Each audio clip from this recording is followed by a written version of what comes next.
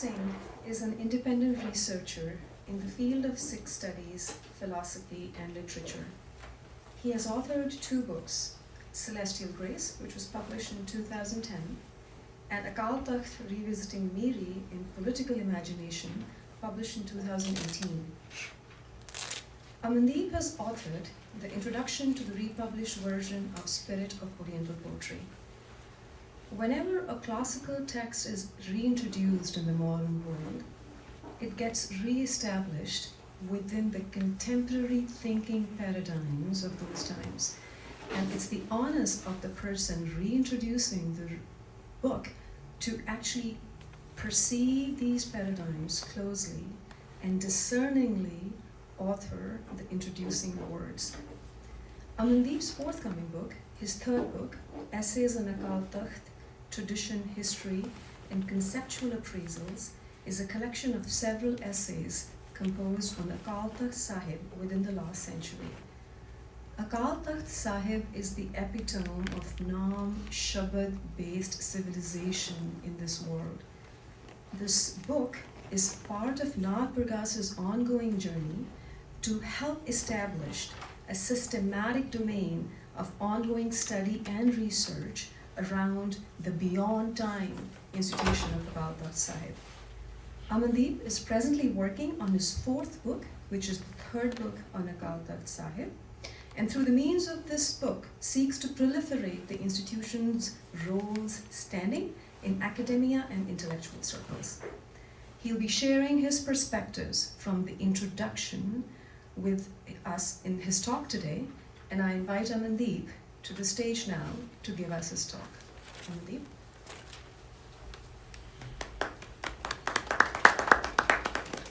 You have around 30 to 40 minutes.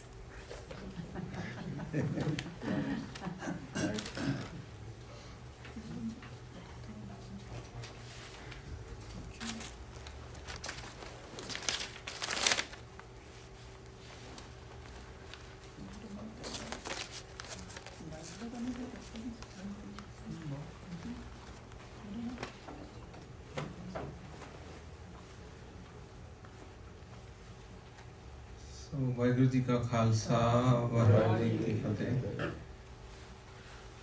I'll be talking both in English and Punjabi while I introduce this book. So this book, Spirit of Oriental Poetry, was first published in 1926. So during the British age in India, and this was the colonial period, and it was a time when there was a lot of interaction going on between the West and the East in the Oriental societies. So natives were actually catching up with the educational systems and the other part and the political and social structures that were being constructed because of the colonial age. So ਜਿਹੜੀ ਪਹਿਲੀ ਇਹਨਾਂ ਨੇ 1926 ਦੇ ਵਿੱਚ ਜਿਹੜੀ ਇਹ ਕਿਤਾਬ ਸੀਗੀ ਉਹ ਪਹਿਲਾਂ ਜਦੋਂ ਇੰਟਰੋਡਿਊਸ ਕੀਤੀ, ਸੋ ਉਦੋਂ ਇਹ ਕੋਈ ਬਹੁਤ ਲਿਮਿਟਡ ਸਰਕਲਸ ਦੇ ਵਿੱਚ ਰੀਡ ਹੋਈ because it was published in English. So then later on it went on slowly. The 3 republications ho chukiyan ne. One was done in 1969 by Punjabi University Patiala, and then another one was done in 2002 by Routledge again. So let me go to the next slide. So this while introducing this book, I have had to go to the background of what is poetry all about. Because if you look at the title of the book, it says The Spirit of Oriental Poetry.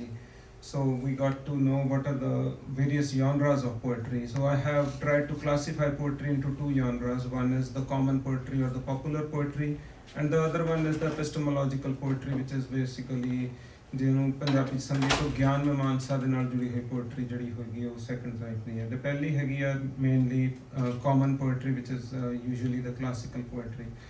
So ਉਹਦੇ ਵਿੱਚ I have tried to classify this based on my readings, but ਇਹ ਕੋਈ theoretically ਤੇ academically established categories ਹੋਣਗੀਆਂ, ਇਹਦੇ ਬਾਰੇ ਹਜੇ ਮੈਂ ਪੂਰਾ ਤਰ੍ਹਾਂ surely comment ਨਹੀਂ ਕਰ ਸਕਦਾ.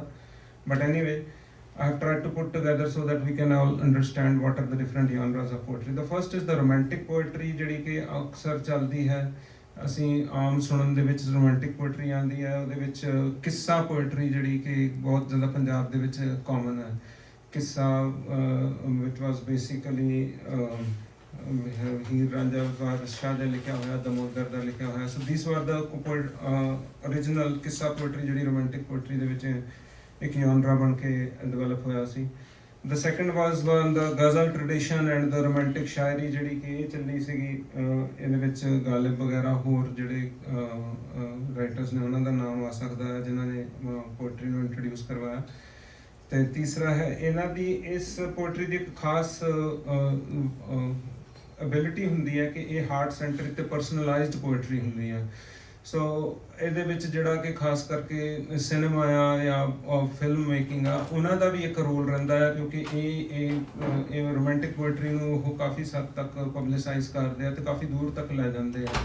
ਸੋ ਜਿਹੜਾ ਕਿ ਆਮ ਬੰਦਾ ਯੂਜੂਅਲੀ ਪੋਇਟਰੀ ਨਾਲ ਨਹੀਂ ਰਿਲੇਟ ਕਰ ਰਿਹਾ ਹੁੰਦਾ, ਉਹ ਇਹ ਸਿਨੇਮਾ ਦੇ ਇਸ ਪੋਜ਼ਿਟਿਵ ਐਸਪੈਕਟ ਹੈਗਾ ਕਿ ਜਿਹਦੇ ਕਰਕੇ ਇਹ ਉਹਦੇ ਨਾਲ ਜੁੜਦਾ ਆ। The second is the socio-cultural poetry. ਇੱਕ ਕੈਟਾਗਰੀ ਹੈਗੀ ਹੈ, ਇਹਦੇ ਵਿੱਚ ਹੁੰਦੀ ਹੈ ਜੀ usually celebration of society, ethnicity, professions, cultural artifacts etcetera. So ਇਹਦੇ ਵਿੱਚ ਯੂਜੂਅਲੀ ਜਿੱਦਾਂ ਐਗਰੀਕਲਚਰ ਨਾਲ ਰਿਲੇਟਡ ਜਿਹੜਾ ਸਾਡਾ ਪ੍ਰੋਫੈਸ਼ਨ ਆ ਜਾਂ ਪਿੰਡਾਂ ਦੀਆਂ ਹੋਰ ਚੀਜ਼ਾਂ ਨੇ ਉਹਨਾਂ ਦੇ ਬਾਰੇ ਕਾਫੀ ਗੱਲ ਹੁੰਦੀ ਆ। ਤਰੰਜਣਾ ਹੋ ਗਈਆਂ, ਪਰਾਲੀਆਂ, ਇਹ ਸਾਰਾ ਕੁਝ ਜੋ ਐਗਰੀਕਲਚਰ ਨਾਲ ਰਿਲੇਟਡ ਆ ਉਹ ਸੋਸ਼ੋ ਕਲਚਰਲ ਪੋਇਟਰੀ ਦੇ ਵਿੱਚ ਆ ਜਾਂਦਾ। ਤਾਂ ਵੀ celebrate the society and the professions and ethnicity. ਪੰਜ ਦਰਿਆਵਾਂ ਦੀ ਗੱਲ ਹੋਏਗੀ ਜਾਂ ਹੋਰ ਇਸ ਤਰ੍ਹਾਂ ਦੀਆਂ ਚੀਜ਼ਾਂ ਹੋਣਗੀਆਂ ਜਿਹਦੇ ਨਾਲ ਇਹ ਪੋਇਟਰੀ ਥੋੜੀ ਸੋਸ਼ੋ ਕਲਚਰਲ ਲੈਵਲ ਦੇ ਉੱਤੇ ਵਰਕ ਕਰਦੀ ਹੈ। The next one is the poetry of ਸ਼ਬਦ, social pain and Dalit poetry। ਇਹਦੇ ਵਿੱਚ ਲਾਲ ਸਿੰਘ ਦਿਲ ਵਗੈਰਾ ਦਾ ਕੰਮ ਹੈਗਾ ਜਿਹੜਾ ਕਿ ਦੇਖਿਆ ਜਾ ਸਕਦਾ ਹੈ, ਤੇ ਸੰਤਰਾਮ ਉਦਾਸੀ ਦਾ ਵੀ ਹੈਗਾ। ਇੱਦਾਂ ਹੀ ਇਸ ਤੋਂ ਨੈਕਸਟ ਆ ਜਾਂਦੀ ਹੈ ਆਈਡੀਓਲੋਜੀਕਲ ਪੋਇਟਰੀ, ਜਿਹੜੀ ਕਿ ਨੈਸ਼ਨਲਿਸਟਿਕ ਪੋਇਟਰੀ ਜਿੱਦਾਂ ਹੁੰਦੀ ਆ ਉਹਦੇ ਵਿੱਚ ਧਨੀ ਰਾਮ ਚਾਤਰਿਕ ਦਾ ਕੰਮ ਆ ਜਾਂਦਾ, ਜਿਹੜੇ ਕਿ ਨੇਸ਼ਨ ਨੂੰ ਜਾਂ ਨੈਸ਼ਨਲਿਜ਼ਮ ਨੂੰ ਜ਼ਿਆਦਾ ਸੈਲੀਬ੍ਰੇਟ ਕੀਤਾ ਜਾਂਦਾ ਇਸ ਪੋਇਟਰੀ ਦੇ ਵਿੱਚ। ਸੋ ਯੂਜੂਅਲੀ ਬਹੁਤ ਜ਼ਿਆਦਾ ਇਹਦਾ ਕੰਮ ਜਿਹੜਾ ਹੈਗਾ ਆ ਇਹ ਅੰਗਰੇਜ਼ਾਂ ਦੇ ਆਉਣ ਤੋਂ ਬਾਅਦ ਸ਼ੁਰੂ ਹੋਇਆ ਪੰਜਾਬ ਦੇ ਵਿੱਚ। ਪਹਿਲਾਂ ਨੈਸ਼ਨਲਿਜ਼ਮ ਦੀ ਪੋਇਟਰੀ ਥੋੜੀ ਘੱਟ ਹੁੰਦੀ ਸੀਗੀ, ਲੇਕਿਨ ਸੀਗੀ ਬਟ ਇੰਨੀ ਸਟਰੋਂਗਲੀ ਨਹੀਂ ਆਈ ਸੀਗੀ, ਬਿਕੋਜ਼ ਨੇਸ਼ਨ ਦਾ ਕਨਸੈਪਟ ਜਿਹੜਾ ਹੈਗਾ ਉਹ ਬੇਸਿਕਲੀ ਅੰਪਾਇਰ ਤੋਂ ਨੇਸ਼ਨ ਵੱਲ ਨੂੰ ਬ੍ਰਿਟਿਸ਼ ਦੇ ਆਉਣ ਤੋਂ ਬਾਅਦ ਜਾਂ ਕਲੋਨੀਅਲ ਪੀਰੀਅਡ ਦੇ ਆਉਣ ਤੋਂ ਬਾਅਦ ਹੀ ਮੂਵ ਹੋਇਆ, ਤਾਂ ਉਸ ਦੇ ਕਰਕੇ ਇਹ ਪੋਇਟਰੀ ਵਧੀਆ। The next one is the Marxist poetry। ਇਹਦੇ ਵਿੱਚ ਪਾਸ਼ ਵਗੈਰਾ ਦਾ ਨਾਮ ਆ ਜਾਂਦਾ ਹੈ। This is basically usually a poetry ਜਿਹਦੇ ਵਿੱਚ ਇੱਕ duality ਬਣਦੀ ਹੈ, dualism ਹੁੰਦਾ। ਸੋ ਉਹ duality ਜਿਹੜੀ ਹੈਗੀ ਆ ਉਹ ਕਾਫੀ ਹੱਦ ਤੱਕ ਇੱਕ ਗਵਰਨਮੈਂਟ ਦੇ ਅਗੇਂਸਟ ਜਾਂ ਇੱਕ ਸੈਂਟਰਲਾਈਜ਼ਿੰਗ ਫੋਰਸ ਦੇ ਅਗੇਂਸਟ ਜਿਹੜੀ ਸੋਸ਼ਲ ਰੈਜ਼ਿਸਟੈਂਸ ਜਾਂ ਸੋਸ਼ਲ ਮੂਵਮੈਂਟ ਚੱਲਦੀ ਆ ਉਹਦੇ ਵਿੱਚ ਇਹ ਪੋਇਟਰੀ ਜਿਹੜੀ ਹੈਗੀ ਆ ਮਾਰਕਸਿਸਟ ਪੋਇਟਰੀ ਇਹਦੇ ਕੰਟਰੀਬਿਊਸ਼ਨ ਦਿੰਦੀ ਆ। ਬਟ ਇਹ ਆਪਣੇ ਲਿਮਿਟਿਡ ਪੈਸਾਰਾਂ ਦੇ ਵਿੱਚ ਆਪਣੀ ਪੋਜ਼ਿਟਿਵ ਕੰਟਰੀਬਿਊਸ਼ਨ ਵੀ ਦਿੰਦੀ ਆ, ਜਿਹਦੇ ਨਾਲ ਇੱਕ ਸਟੇਟ ਦੀ ਹੈਜੀਮੈਨਿਕ ਪਾਵਰ ਨੂੰ ਥੋੜਾ ਜਿਹਾ ਕੰਟਰੋਲ ਜਿਹਾ ਰੱਖਿਆ ਜਾਂਦਾ। ਬਟ ਅਦਰਵਾਈਜ਼ ਇਹ ਕਿਉਂਕਿ ਟਾਈਮ ਸਪੇਸ ਪੈਰਾਡਾਈਮ ਤੋਂ ਬਾਹਰ ਨਹੀਂ ਜਾ ਪਾਉਂਦੀ, ਸੋ ਇਸ ਕਰਕੇ ਇਹ ਮੋਸਟਲੀ ਇਹ ਵਾਲੀ ਜਿਹੜੀ ਮਾਰਕਸਿਸਟ ਪੋਇਟਰੀ ਆ ਇਹ ਆਪਣਾ ਇੱਕ ਲੈਵਲ ਕ੍ਰਾਸ ਨਹੀਂ ਕਰਦੀ। Then the other one, the last is feminist poetry। Recently ਹੁਣ ਇੰਡੀਆ ਦੇ ਵਿੱਚ ਵੀ ਚੱਲਣ ਲੱਗ ਪਈ ਆ, ਮਨਜੀਤ ਟਿਵਾਣਾ ਹੋਣਾ ਦਾ ਨਾਮ ਆਉਂਦਾ ਇਹਨਾਂ ਦੇ ਵਿੱਚ, ਜਿਨ੍ਹਾਂ ਨੇ feminist poetry ਦੇ ਉੱਤੇ ਵਰਕ ਕੀਤਾ। So these are basically the sociological poetry and these are the common genres of poetry or which become very popular among the masses। The next is the epistemological poetry। ਇਹ poetry ਜਿਹੜੀ ਹੈਗੀ ਹੈ ਇਹ ਥੋੜਾ ਘੱਟ poplar ਹੋ ਪਾਉਂਦੀ ਹੈ ਬਿਕੋਜ਼ ਇਹਦੇ ਵਿੱਚ ਗਿਆਨ ਮੀਮਾਂਸਾ ਜ਼ਿਆਦਾ ਕੰਮ ਕਰਦੀ ਹੈ। ਸੋ ਗਿਆਨ ਦਾ ਟ੍ਰੈਡੀਸ਼ਨ ਜਿਹੜਾ ਆ ਉਹ ਜ਼ਿਆਦਾ ਇਹਦੇ ਵਿੱਚ ਸੈਂਟਰਲ ਰਹਿੰਦਾ ਹੈ। ਸੋ ਇਹਦੇ ਵਿੱਚ first of all is the philosophical poetry। Philosophical poetry has metaphysics, inspiration, human will, self reflection ਵਗੈਰਾ ਇਹਦੇ ਵਿੱਚ ਚੱਲਦੀ ਹੈ। ਜਿੱਦਾਂ ਜ਼ਿਆਦਾ ਕੰਮ ਇਹਦੇ ਉੱਤੇ ਇਕਬਾਲ ਦਾ ਕਾਫੀ ਕੰਮ ਹੈਗਾ। ਇਕਬਾਲ ਨੇ ਆਪਣੀਆਂ ਖੁਦੀ ਦੇ ਉੱਤੇ ਜਿਹੜਾ ਉਹਨੇ ਕੰਮ ਕੀਤਾ ਹੋਇਆ ਸੈਲਫ ਦੇ ਉੱਤੇ, ਉਹ ਇਸ ਵਰਕ ਦੇ ਵਿੱਚ ਇਸ ਟਾਈਪ ਆਫ ਪੋਇਟਰੀ ਦੇ ਵਿੱਚ ਹੈਗਾ।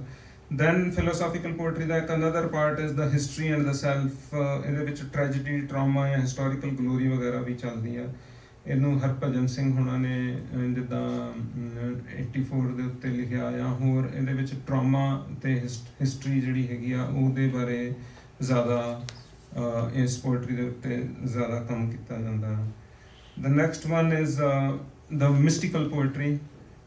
ਜਿਹੜੀ ਮਿਸਟੀਕਲ ਪੋਇਟਰੀ ਹੈ ਇਹਦੇ ਵਿੱਚ celebration of nature and natural landscape ਕਾਫੀ ਜ਼ਿਆਦਾ ਰਹਿੰਦਾ ਹੈ। ਇਹਦੇ ਵਿੱਚ ਜ਼ਿਆਦਾ ਵਰਡਸਵਰਥ, ਸ਼ੈਲੀ ਦਾ ਕੰਮ ਜਾਂ ਈਵਨ ਇੱਥੋਂ ਦੇ ਪੋਇਟ ਵਾਲਟ ਵਿਟਮਨ ਦਾ ਕੰਮ ਜਿਹੜਾ ਹੈਗਾ ਉਹ ਨੇਚਰ ਤੇ ਨੈਚੁਰਲ ਲੈਂਡਸਕੇਪ ਦੇ ਉੱਤੇ ਜ਼ਿਆਦਾ ਸੈਲੀਬ੍ਰੇਸ਼ਨ ਵਗੈਰਾ ਹੁੰਦੀ ਹੈ। So then is the Sufi and the saint poetry.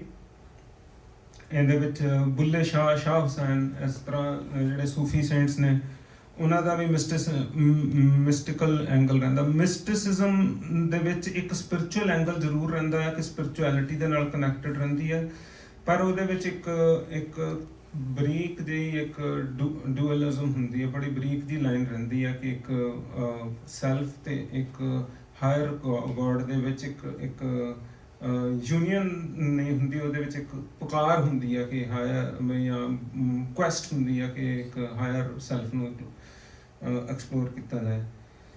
ਸੋ ਇਸ ਤੋਂ ਬਾਅਦ ਜਿਹੜੀ ਹੈਗੀ ਆ ਉਹ ਸ਼ਬਦ ਇੰਸਪਾਇਰਡ ਪੋਇਟਰੀ ਹੈਗੀ ਆ। ਇਹਦੇ ਵਿੱਚ ਜਿਹੜਾ ਸਿੱਖ ਪੋਇਟਰੀ ਹੈਗੀ ਉਹਨੂੰ ਵਿੱਚ ਸਾਖੀ ਨਿਯਮ ਜਿਹੜਾ ਜ਼ਿਆਦਾ ਕੰਮ ਕਰਦਾ ਹੈ। ਇਹਦੇ ਵਿੱਚ ਆ ਕੇ ਭਾਈ ਵੀਰ ਸਿੰਘ ਤੇ ਪ੍ਰੋਫੈਸਰ ਪੂਰਨ ਸਿੰਘ ਦਾ ਨਾਮ ਇੱਥੇ ਇਸ ਸ਼ਬਦ ਇੰਸਪਾਇਰਡ ਪੋਇਟਰੀ ਦੇ ਵਿੱਚ ਇਹਨਾਂ ਦਾ ਨਾਮ ਲਿਆ ਜਾ ਸਕਦਾ।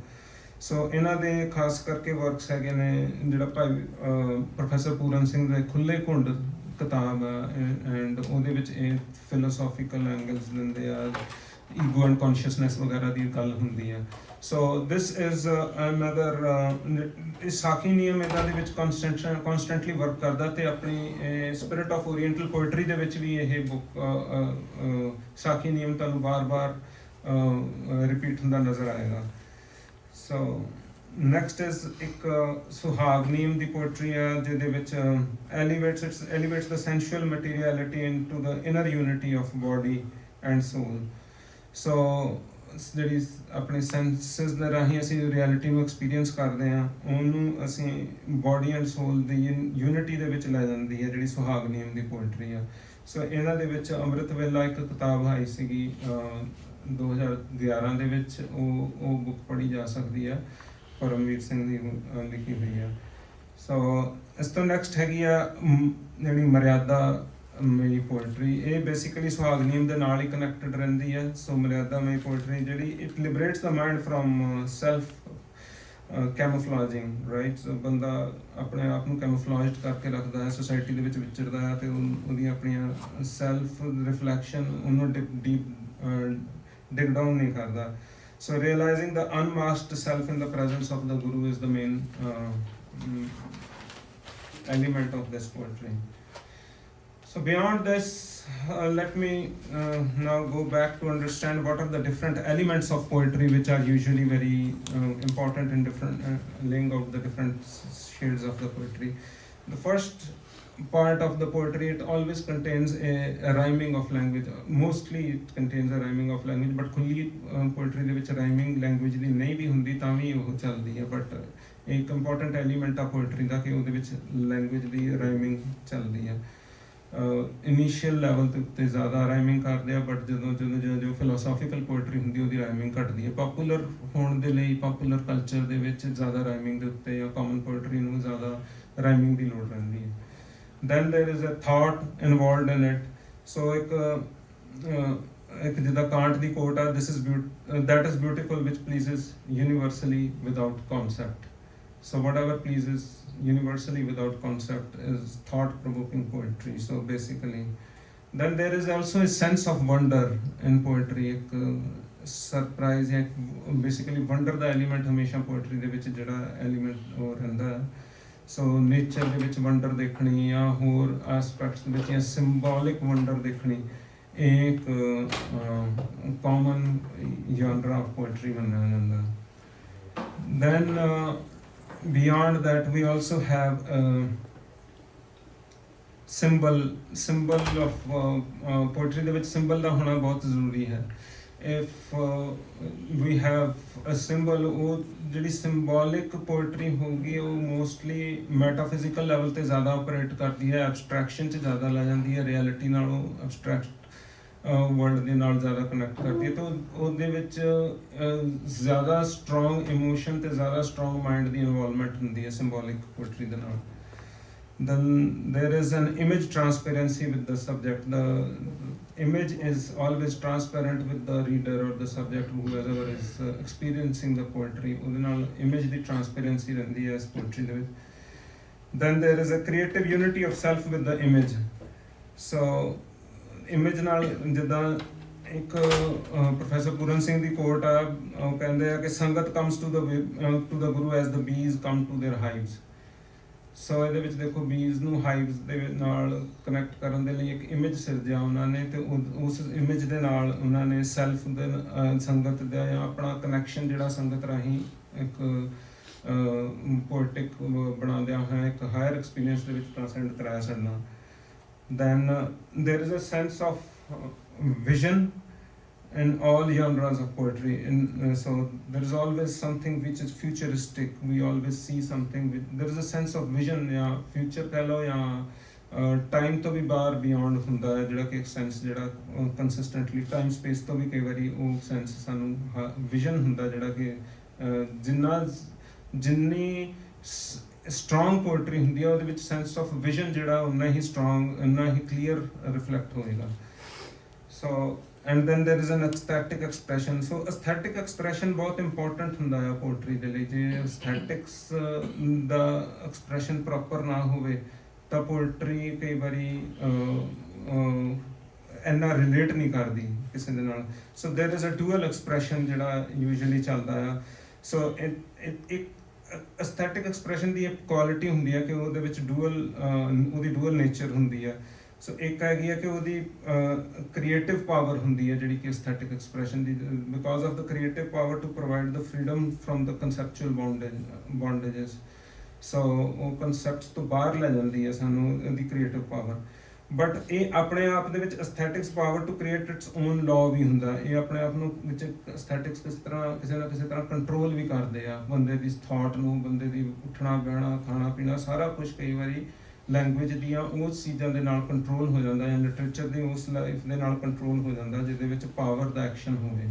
ਸੋ ਐਸਥੈਟਿਕਸ ਜਿੱਦਾਂ ਅੰਗਰੇਜ਼ਾਂ ਦੇ ਆਉਣ ਤੋਂ ਬਾਅਦ ਜਿਹੜੀਆਂ ਐਸਥੈਟਿਕਸ ਚੱਲੀਆਂ ਉਹਦੇ ਨਾਲ ਅਸੀਂ ਆਪਣਾ ਦੇਖੀਏ, ਅਸੀਂ ਆਪਣਾ ਸਾਰਾ ਕੁਛ ਹੀ ਉੱਥੋਂ ਡਰਾਈਵ ਕਰਦੇ ਹਾਂ। ਬਹੁਤ ਵਾਰੀ ਸਾਡੇ ਆਪਣੇ ਕੱਪੜੇ, ਉੱਠਣਾ ਬਹਿਣਾ, ਗੱਲਬਾਤ ਕਰਨ ਦਾ ਤਰੀਕਾ, ਉਹ ਸਾਰਾ ਕੁਛ it is coming from Victorian aesthetics, ਜਿਹਨੂੰ ਵਿਕਟੋਰੀਅਨ ਐਸਥੈਟਿਕਸ ਦੀ ਤਰ੍ਹਾਂ ਉਹਨਾਂ ਨੇ ਕਬੂਲ ਕੀਤਾ ਹੋਇਆ। So then there is an delight in poetry. The last element of poetry is delight, ਜਿਹਨੂੰ ਸ੍ਰੀ ਅਰਬਿੰਦੋ ਆਨੰਦਾ ਜਾਂ ਆਨੰਦ ਦੇ ਫਾਰਮ ਦੇ ਵਿੱਚ ਕਹਿੰਦਾ ਹੈ, ਜਿੱਦਾਂ ਉਹਨੂੰ ਐਕਸਪੀਰੀਅੰਸ ਕਰਵਾਉਂਦਾ ਹੈ। ਸੋ ਅਰਬਿੰਦੋ ਦੀ ਕਿਤਾਬ ਪੜ੍ਹ ਸਕਦੇ ਹੋ ਤੁਸੀਂ, just if you want to go through that. I have tried to introduce that works of Sri Aurobindo and Iqbal and Tagore, and I have tried to put them together in the perspective of how we should approach Professor Pooran Singh in that context. So it gives you a wider horizon to actually look at कि उस वेले जदों Professor Pooran Singh as a poet emerge कर रहे सीगे, ये भी poet उस वेले काफ़ी ज़्यादा common सीगे। सो इन्हां दा वर्क्स भी काफ़ी ज़्यादा उस उन्हां एरियाज़ दे विच उन्हां टाइम्स दे विच काफ़ी एक्सप्लोर किया जा रहा है। For some reason it is unfortunate कि professor Puran Singh is the only one जिन्होंने उन्हें वाइड लैवल के उत्ते एप्रीशिएट नहीं किया गया, जिदा टैगोर नूं या अरविंदो नूं या इकबाल दी जिहड़ियां पोइट्री वगैरह वो गई ने। But anyway we are trying to इहदे विच सर्कमस्टेंशियल चीज़ां भी ने ते कुछ साडियां सिखां दियां हजे लिटरेरी हैबिट्स उन्नियां डेवलप नहीं हुई जिन्नियां कि शुरू दे विच बाकी ट्रेडिशनस विच कर चुके हैं, जिहदे करके वो ज़्यादा रिलेट कर लेंदे उन्हां नूं। Then why do we need poetry? So poetry is basically required for routinized human behavior and conditions of human consciousness ਜਿਹੜੀਆਂ ਹੈਗੀਆਂ ਨੇ ਜਿਹੜਾ ਆਪਣੇ ਯੂਜੂਅਲੀ ਜਿਹੜੀ ਸਾਡੀ ਕੌਨਸ਼ੀਅਸਨੈਸ ਆ ਉਹਨੂੰ ਕੰਡੀਸ਼ਨ ਕਰ ਦਿੱਤਾ ਜਾਂਦਾ ਹੈ, ਸੋ ਆਪਣੇ ਰੂਟੀਨਾਈਜ਼ਡ ਬਿਹੇਵੀਅਰ ਹੋ ਜਾਂਦਾ। ਅਸੀਂ ਆਪਣੇ ਘਰੋਂ ਬਾਹਰ ਨਿਕਲਦੇ ਹਾਂ, ਸਾਨੂੰ ਕੋਈ ਸੈਂਸ ਆਫ ਵੰਡਰ ਘੱਟ ਹੀ ਨਜ਼ਰ ਆਉਂਦੀ ਆ। ਕਈ ਵਾਰੀ ਸਾਨੂੰ ਕਿੰਨੇ ਸਾਲ ਆਪਣੇ ਘਰਾਂ 'ਚ ਰਹਿੰਦੇ ਹੋ ਜਾਂਦੇ ਆ, ਸਾਨੂੰ ਇਹ ਨਹੀਂ ਪਤਾ ਹੁੰਦਾ ਸਾਡੇ ਘਰ ਦੇ ਬਾਹਰ ਵਾਲਾ ਵ੍ਰਿਕਸ਼ ਦਾ ਨਾਮ ਕੀ ਆ। ਸੋ ਇੱਕ ਪੋਇਟਿਕ ਮਾਈਂਡ ਜਿਹੜਾ ਉਹ ਇਹੋ ਜਿਹੀਆਂ ਨੇਚਰ ਦੀਆਂ ਚੀਜ਼ਾਂ ਦੇ ਨਾਲ ਹਮੇਸ਼ਾ ਹੀ ਇਨ ਕੰਟੈਕਟ ਰਹਿੰਦਾ ਤੇ ਉਹਨਾਂ ਦੇ ਨਾਲ ਕਨਸਟੈਂਟਲੀ ਰਿਲੇਟ ਕਰਦਾ ਹੈ। ਸੋ ਇਸੇ ਕਰਕੇ ਪ੍ਰੋਫੈਸਰ ਪੂਰਨ ਸਿੰਘ ਜਦੋਂ ਇਹ ਕਸ਼ਮੀਰ ਦੇ ਵਿੱਚ ਦੀ ਅਬੋਟਾਬਾਦ ਦੇ ਵਿੱਚ ਇਹਨਾਂ ਦਾ ਜਨਮ ਹੁਣ ਉਹ ਪਾਕਿਸਤਾਨ 'ਚ ਹੋ ਗਿਆ, ਬਟ ਉਹ ਏਰੀਆ ਨੂੰ ਜੇ ਤੁਸੀਂ ਉਹਦਾ ਲੈਂਡਸਕੇਪ ਸਟੱਡੀ ਕਰੋਗੇ ਤਾਂ ਤੁਹਾਨੂੰ ਇਹ ਲੱਗੂਗਾ ਕਿ ਉੱਥੇ ਨੇਚਰ ਦੀ ਐਕਸਟ੍ਰੀਮ ਸੈਲੀਬ੍ਰੇਸ਼ਨ ਆ, ਮਤਲਬ ਬਹੁਤ ਜ਼ਿਆਦਾ ਜੇ ਕੋਈ ਪੋਇਟਿਕ ਮਾਈਂਡ ਹੋਊਗਾ ਤਾਂ ਉਹ ਚੀਜ਼ਾਂ ਦੇ ਨਾਲ ਇੱਕਦਮ ਰਿਲੇਟ ਕਰ ਦੇਗਾ ਕਿ ਕਿੰਨਾ ਸੈਂਸ ਆਫ ਵੰਡਰ ਦੇ ਵਿੱਚ ਚੱਲ ਰਿਹਾ ਹੈ। So then there is words they lose their fresh meaning in mundane tensions। we ਜਿਹੜੇ ਖਾਸ ਕਰਕੇ ਕੈਪੀਟਲਿਸਟਿਕ ਤੇ ਇੰਡਸਟਰੀਅਲ ਸੁਸਾਇਟੀਜ਼ ਜੋ ਡਿਵੈਲਪ ਹੋ ਰਹੀਆਂ ਇਹਨਾਂ ਦੇ ਵਿੱਚ ਜਿਹੜਾ ਫਰੈਸ਼ ਮੀਨਿੰਗ ਆਪਣੀਆਂ ਉਹ ਮੰਡੇਨ ਟੈਂਸ਼ਨਸ ਕਰਕੇ ਅਸੀਂ ਵਰਡਸ ਦਾ ਹੀ ਮੀਨਿੰਗ ਖੋ ਦਿੰਦੇ ਆ। ਜਿਹੜੇ ਵਰਡਸ ਜਿਹੜੇ ਕਈ ਜਿਹੜੇ ਤੁਸੀਂ ਪੰਜਾਬੀ ਦੇਖੋ, ਅੱਜ ਦੀ ਪੰਜਾਬੀ ਜਿਹੜੀ ਹੈਗੀ ਆ ਉਹ ਪੁਰਾਣੀ ਪੰਜਾਬੀ ਦੇ ਨਾਲ ਕਈ ਵਾਰੀ ਮੇਲ ਨਹੀਂ ਖਾਂਦੀ। ਪਾਕਿਸਤਾਨ ਦੇ ਵਰਡਸ ਅਸੀਂ ਹੌਲੀ ਹੌਲੀ ਬਾਹਰ ਕੱਢ ਦਿੱਤੇ ਆ। ਸੋ ਲੇਕਿਨ ਜਦੋਂ ਤੁਸੀਂ ਭਾਈ ਵੀਰ ਸਿੰਘ ਨੂੰ ਪੜ੍ਹਦੇ ਹੋ ਤਾਂ ਤੁਹਾਨੂੰ ਉਹੋ ਜਿਹੀ ਲੈਂਗੁਏਜ, ਉਹੋ ਜਿਹੀ ਵੋਕੈਬਲਰੀ, ਉਹ ਪੁਰਾਣੀਆਂ ਚੀਜ਼ਾਂ ਸਾਰੀਆਂ ਮੁੜ ਕੇ ਉਸੇ ਤਰ੍ਹਾਂ ਉਹ ਰਿਲੇਟ ਕਰਨੀਆਂ ਆ ਜਾਂਦੀਆਂ। that brings a very fresh meaning। It's only that's what the poets are always looking for, actually playing with that those senses of and that words which lose their meaning in our everyday practices। So usually we exit the time-space paradigm and return with the world of consciousness। This is what poetry helps a lot। So whatever is happening in time and space, we exit from that and return back to it। Then creating new meanings, poetry creates new meanings in existential and metaphysical domains। So ਇਹਦੇ ਵਿੱਚ ਕਈ ਵਾਰੀ ਅਸੀਂ ਅੱਜ poetry ਦਾ session ਵੀ ਲਾਣਾ ਆ, ਉਹਦੇ ਵਿੱਚ ਅਸੀਂ ਦੇਖਾਂਗੇ ਕਿ ਕਿੱਦਾਂ ਬਾਰ-ਬਾਰ ਕਈ ਪੋਇਟਸ ਨੇ ਜਿਹੜੇ ਕਿ ਮੈਟਾਫਿਜ਼ਿਕਸ ਨੂੰ ਯੂਜ਼ ਕਰਨਗੇ।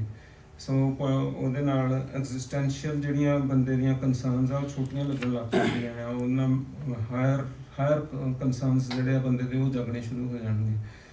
ਸੋ then we have imparts, it's a sense of vision। The poetry always gives you that sense of vision which generally gets dimmed in our mundane everyday practices। It revitalizes the moving power and vigor of life। So this is also another element of poetry, and it causes the illumination of thought with a discursive awe। ਸੋ ਸਾਡੇ thought ਜਿਹੜਾ ਉਹ ਇਲੂਮੀਨੇਟ ਹੁੰਦਾ ਹੈ, self reflection ਆਉਂਦੀ ਆ, thought ਜਿਹੜਾ ਉਹ ਜ਼ਿਆਦਾ ਜਾਗਰੂਕ ਹੋ ਜਾਂਦਾ, ਇਲੂਮੀਨੇਟ ਹੋ ਜਾਂਦਾ ਹੈ, ਐਨਲਾਈਟਨ ਹੋ ਜਾਂਦਾ। So self enrichment is another the main purpose of poetry, ਜਿਹੜੀ ਕਿ ਆਮ ਮੇਰੇ ਵਾਸਤੇ ਇਹ ਪੋਇਟਰੀ ਦਾ ਕੀ ਮੀਨਿੰਗ ਹੈ ਇਹ ਤੁਸੀਂ ਅੱਜ ਆਪਾਂ ਅਗਲੇ ਪੋਇਟਰੀ ਸੈਸ਼ਨ ਦੇ ਵਿੱਚ ਬਹੁਤ ਵਾਰੀ ਐਕਸਪੀਰੀਅੰਸ ਕਰਾਂਗੇ। ਸਾਨੂੰ ਕਾਫੀ ਉਮੀਦ ਆ ਆਪਣੇ ਪੋਇਟਸ ਤੋਂ ਵੀ ਅਸੀਂ ਇਹ ਸਾਡੀ ਸੈਲਫ ਐਨਰਿਚਮੈਂਟ ਦੇ ਵਿੱਚ ਇਹ ਬਹੁਤ ਵੱਡਾ ਪ੍ਰੋਸੈਸ ਆ ਜਿਹੜਾ ਕਿ ਸਾਨੂੰ ਹੈਲਪ ਕਰੇਗਾ। Then now I come to that specific age when this book was first published। It's the poetry of colonial age, during the colonial period, what was happening। So new idioms of poets like Tagore, Iqbal, Sri Aurobindo and Puran Singh, these were the idioms which were being developed because Europe the contact ਜਿਹੜਾ ਆ ਉਹ ਪੰਜਾਬ ਨਾਲ ਉਸ time ਦੀ society ਦੇ ਨਾਲ ਹੋ ਰਿਹਾ ਸੀਗਾ। So there was a new idiom which was being developed। People did not know much of English language at that time। They were actually talking in regular in their native tongues। So when these intellectuals they were quick enough to learn the language and read the literary traditions of the world, they were actually interacting more than even though they were not physically in West, but they were interacting with West more than what sometimes people of our age are here and not able to do that kind of interaction which they are doing, even though they were physically not even present in the West. So then there was new mode of writing history which was increasing its influence. So increasing influence of history and historical consciousness in Indian poetry and literary writings, that was getting in tune. So most of the new mode of writing was basically based on the linear time space paradigm, ਜਿਹਦੇ ਉੱਤੇ ਇਹ linear history ਜਿਹੜੀ ਆ ਜਾਂ historicity ਆ, history writing ਦੇ ਨਾਲ ਹੀ poetry ਦੀ development consistently intertwined ਰਹੀ ਹੈ. ਉਸ ਤੋਂ ਬਾਅਦ ਇਹ ਚੇਂਜ ਹੋਣਾ ਸ਼ੁਰੂ ਹੋਇਆ. ਉਸ ਤੋਂ ਪਹਿਲਾਂ ਜ਼ਿਆਦਾ ਕਿੱਸਾ ਪੋਇਟਰੀ ਜਾਂ ਕਲਚਰਲ ਚੀਜ਼ਾਂ ਨੂੰ ਜ਼ਿਆਦਾ ਗਾਇਆ ਜਾਂਦਾ ਸੀਗਾ, ਬਟ ਜਦੋਂ ਅੰਗਰੇਜ਼ਾਂ ਦੇ ਆਉਣ ਤੋਂ ਬਾਅਦ ਸੋਸ਼ਲ ਇਨਫਲੂਐਂਸਿਸ ਤੇ ਹੋਰ ਇਹਨਾਂ ਦੇ ਉੱਤੇ ਵੀ ਪੋਇਟਰੀ ਦਾ ਜ਼ਿਆਦਾ ਅਸਰ ਜਾਂ ਪੋਇਟਿਕ ਟ੍ਰੈਡੀਸ਼ਨ ਦਾ ਅਸਰ ਜ਼ਿਆਦਾ ਦੇਖਣ ਨੂੰ ਮਿਲਿਆ. Then there was a displacement of cultural and kissa poetry with Sikh poetry. Singh Sabha reform movement ਜਦੋਂ ਆਈ ਆ, ਉਹਨਾਂ ਦੀ historical consciousness ਇੱਕ ਜਿਹੜੀ ਪੰਜਾਬ ਦੇ ਵਿੱਚ ਪਹਿਲਾਂ ਇੱਕ ਫਿਊਡਲ ਸਾਈਕੀ ਚੱਲ ਰਹੀ ਸੀਗੀ, ਉਦੋਂ ਕੰਟਰੋਲ ਕਰਨ ਦੇ ਵਿੱਚ ਸਿੰਘ ਸਭਾ ਰਿਫਾਰਮ ਮੂਵਮੈਂਟ ਆਪਣਾ ਇੱਕ ਪੂਰਾ ਪ੍ਰੋਪਰ ਯੋਗਦਾਨ ਦੇ ਰਹੀ ਆ, ਜਿਹਦੇ ਕਰਕੇ ਉਹ ਫਿਊਡਲ ਸੋਸਾਇਟੀ ਨੂੰ ਥੋੜ੍ਹਾ ਜਿਹਾ ਪੁਸ਼ਬੈਕ ਵੀ ਦੇ ਰਹੇ ਆ, but at the same time unconsciously ਇੱਕ ਹਿਸਟੋਰੀਕਲ ਕੌਨਸ਼ੀਅਸਨੈਸ ਜਿਹੜੀ ਆ ਉਹ ਪੋਇਟਰੀ ਦੇ ਵਿੱਚ, ਲਿਟਰੇਚਰ ਦੇ ਵਿੱਚ, ਥਾਟ ਦੇ ਵਿੱਚ, ਸੋਸਾਇਟੀ ਦੇ ਵਿੱਚ ਉਹ ਕੰਸਿਸਟੈਂਟਲੀ ਐਕਟਿਵ ਹੁੰਦੀ ਜਾ ਰਹੀ ਆ. ਸੋ ਉਹਦੇ ਨਾਲ ਵੀ ਇੱਕ ਸੈਕੰਡ ਸ਼ਿਫਟ ਜਿਹੜਾ ਹੈਗਾ ਉਹ ਸਿੱਖ ਸਬਜੈਕਟਿਵਿਟੀ ਦੇ ਉੱਤੇ ਡਿਊਰਿੰਗ ਦ ਕਲੋਨੀਅਲ ਏਜ ਪਿਆ. ਇਹਨੂੰ ਪ੍ਰੋਫੈਸਰ ਮੰਡੇਰ ਨੇ ਆਪਣੀ ਬੁੱਕ ਦੇ ਵਿੱਚ ਹੋਰ ਡਿਟੇਲ ਦੇ ਵਿੱਚ ਡਿਸਕਸ ਕੀਤਾ ਹੋਇਆ. You want to read that. Then there is the Sikh poets of colonial age were mainly Sikh poets ਸੀਗੇ Bhai Vir Singh and Professor Pooran Singh. ਇਹਨਾਂ ਨੇ ਜ਼ਿਆਦਾ ਕੰਮ ਉਸ colonial age ਦੇ ਵਿੱਚ to revitalize, to re-energize, to resurrect the Sikh consciousness. They were very actively participating in that, and as well as ਜਿਹੜਾ main Sikh ਸਿੱਖ idiom ਆ ਉਹਨੂੰ ਇਹਨਾਂ ਨੇ ਰਿਵਾਈਵ ਕਰਨ ਦੇ ਵਿੱਚ ਕਾਫੀ ਹੈਲਪ ਕੀਤੀ ਹੈ. So the spirit of Oriental poetry, now I'm going to talk exclusively about this. If you look at this background, how he was coming forth and how in that background he actually started writing this book. So this was the book of colonial age, first published in 1926, as I explained. So it is an epistemic and cultural encounter with the West. So this was during the age when there was an encounter between the West and the Oriental societies or Indian societies. So it was the first, it was one of the pioneering works at that time. So the beauty of this book is its fluid nature. So in this book ਦੇ ਵਿੱਚ it's made an attempt to capture the literary traditions of the world. ਸਾਰੀ ਦੁਨੀਆ ਦੇ worldly literary traditions ਨੂੰ ਇਸ book ਦੇ ਵਿੱਚ discuss ਕੀਤਾ ਗਿਆ ਹੈ. ਤੁਸੀਂ ਜਾਪਾਨ ਤੋਂ ਕਾਕੂਜ਼ੋ ਹੋ ਗਿਆ ਜਾਂ ਨਗੂਚੀ ਹੋ ਗਿਆ ਜਾਂ ਪਰਸ਼ੀਅਨ ਪੋਇਟਰੀ ਹਾਫਿਜ਼ ਨਾਜ਼ਰ, ਇਹਨਾਂ ਦੇ ਵਰਕਸ ਵੀ ਇਸ ਬੁੱਕ ਦੇ ਵਿੱਚ ਡਿਸਕਸ ਕੀਤੇ ਆ ਪ੍ਰੋਫੈਸਰ ਸਾਹਿਬ ਨੇ. Then he also talks about European poets like he has extensive Carlyle ਜਿੰਨੇ ਸ਼ੈਲੀ ਵਗੈਰਾ ਹੋਰ ਸਾਰੇ ਜਿੰਨੇ ਯੂਰਪੀਅਨ ਪੋਇਟਸ ਹੋਏ, ਸ਼ੇਕਸਪੀਅਰ ਦੇ ਉੱਤੇ ਤਾਂ ਕਾਫੀ ਲੰਬਾ ਇਹਨਾਂ ਨੇ ਇਹਦੇ ਵਿੱਚ ਕਮੈਂਟ ਕੀਤਾ ਹੋਇਆ. So you can find that how he is actually maneuvering through all the worldly literary traditions and trying to find out what is the spiritual essence which is working behind all these literary traditions. So in the which American poet Walt Whitman ਦੀ ਵੀ ਗੱਲ ਹੈ. So even ਤੁਹਾਡੇ ਥੋੜਾ ਛੋਟਾ ਜਿਹਾ comment ਇਹਨਾਂ ਨੇ thorough ਦੇ ਉੱਤੇ ਵੀ ਕੀਤਾ ਹੋਇਆ. So then there is a fluid celebration of Naam Ras in spiritual traditions of world endeavors. This is probably ਜਿਹੜੀ ਅਸੀਂ ਇੱਕ ਪੋਲੀਟੀਕਲ ਡਾਇਵਰਸਿਟੀ ਦੀ ਤਰ੍ਹਾਂ ਸੋਚਦੇ ਆ, ਇਹ ਉਹਨੂੰ ਜਾਂ ਉਹ ਟਾਈਮ ਸਪੇਸ ਦੇ ਵਿੱਚ ਉਹ ਇੱਕ ਆਪਣਾ ਪੋਜ਼ਿਟਿਵ ਰੋਲ ਅਦਾ ਕਰਦੀ ਆ, ਪਰ ਇਹ ਪੋਲੀਟੀਕਲ ਡਾਇਵਰਸਿਟੀ ਤੋਂ ਬਾਹਰ ਵੀ ਇੱਕ ਫਲੂਇਡ ਡਾਇਵਰਸਿਟੀ ਜਿਹੜੀ ਕਿ ਸਪਿਰਚੁਅਲ ਟ੍ਰੈਡੀਸ਼ਨ ਦੀ ਡਾਇਵਰਸਿਟੀ ਆ, ਉਹਦੇ ਵਿੱਚ ਇਹ ਆਪਣੀ ਹਾਜ਼ਰੀ ਲਵਾਉਂਦੇ ਆ, ਤੇ ਇਹ ਇਸ ਕਰਕੇ ਬਹੁਤ ਇੰਪੋਰਟੈਂਟ ਕਿਤਾਬ ਬਣ ਜਾਂਦੀ ਹੈ ਸਿੱਖਾਂ ਵਾਸਤੇ ਰੀਡ ਕਰਨੀ। So there is a search of Godhead and personal God in this poetry. He is constantly searching for Godhead. He is colliding head on with Tagore as well while he is writing this, and Shakespeare, because he finds that missing, that element of God या Godhead या उन्होंने personal Godhead नहीं मिलता, that's why he is not very comfortable on that aspect.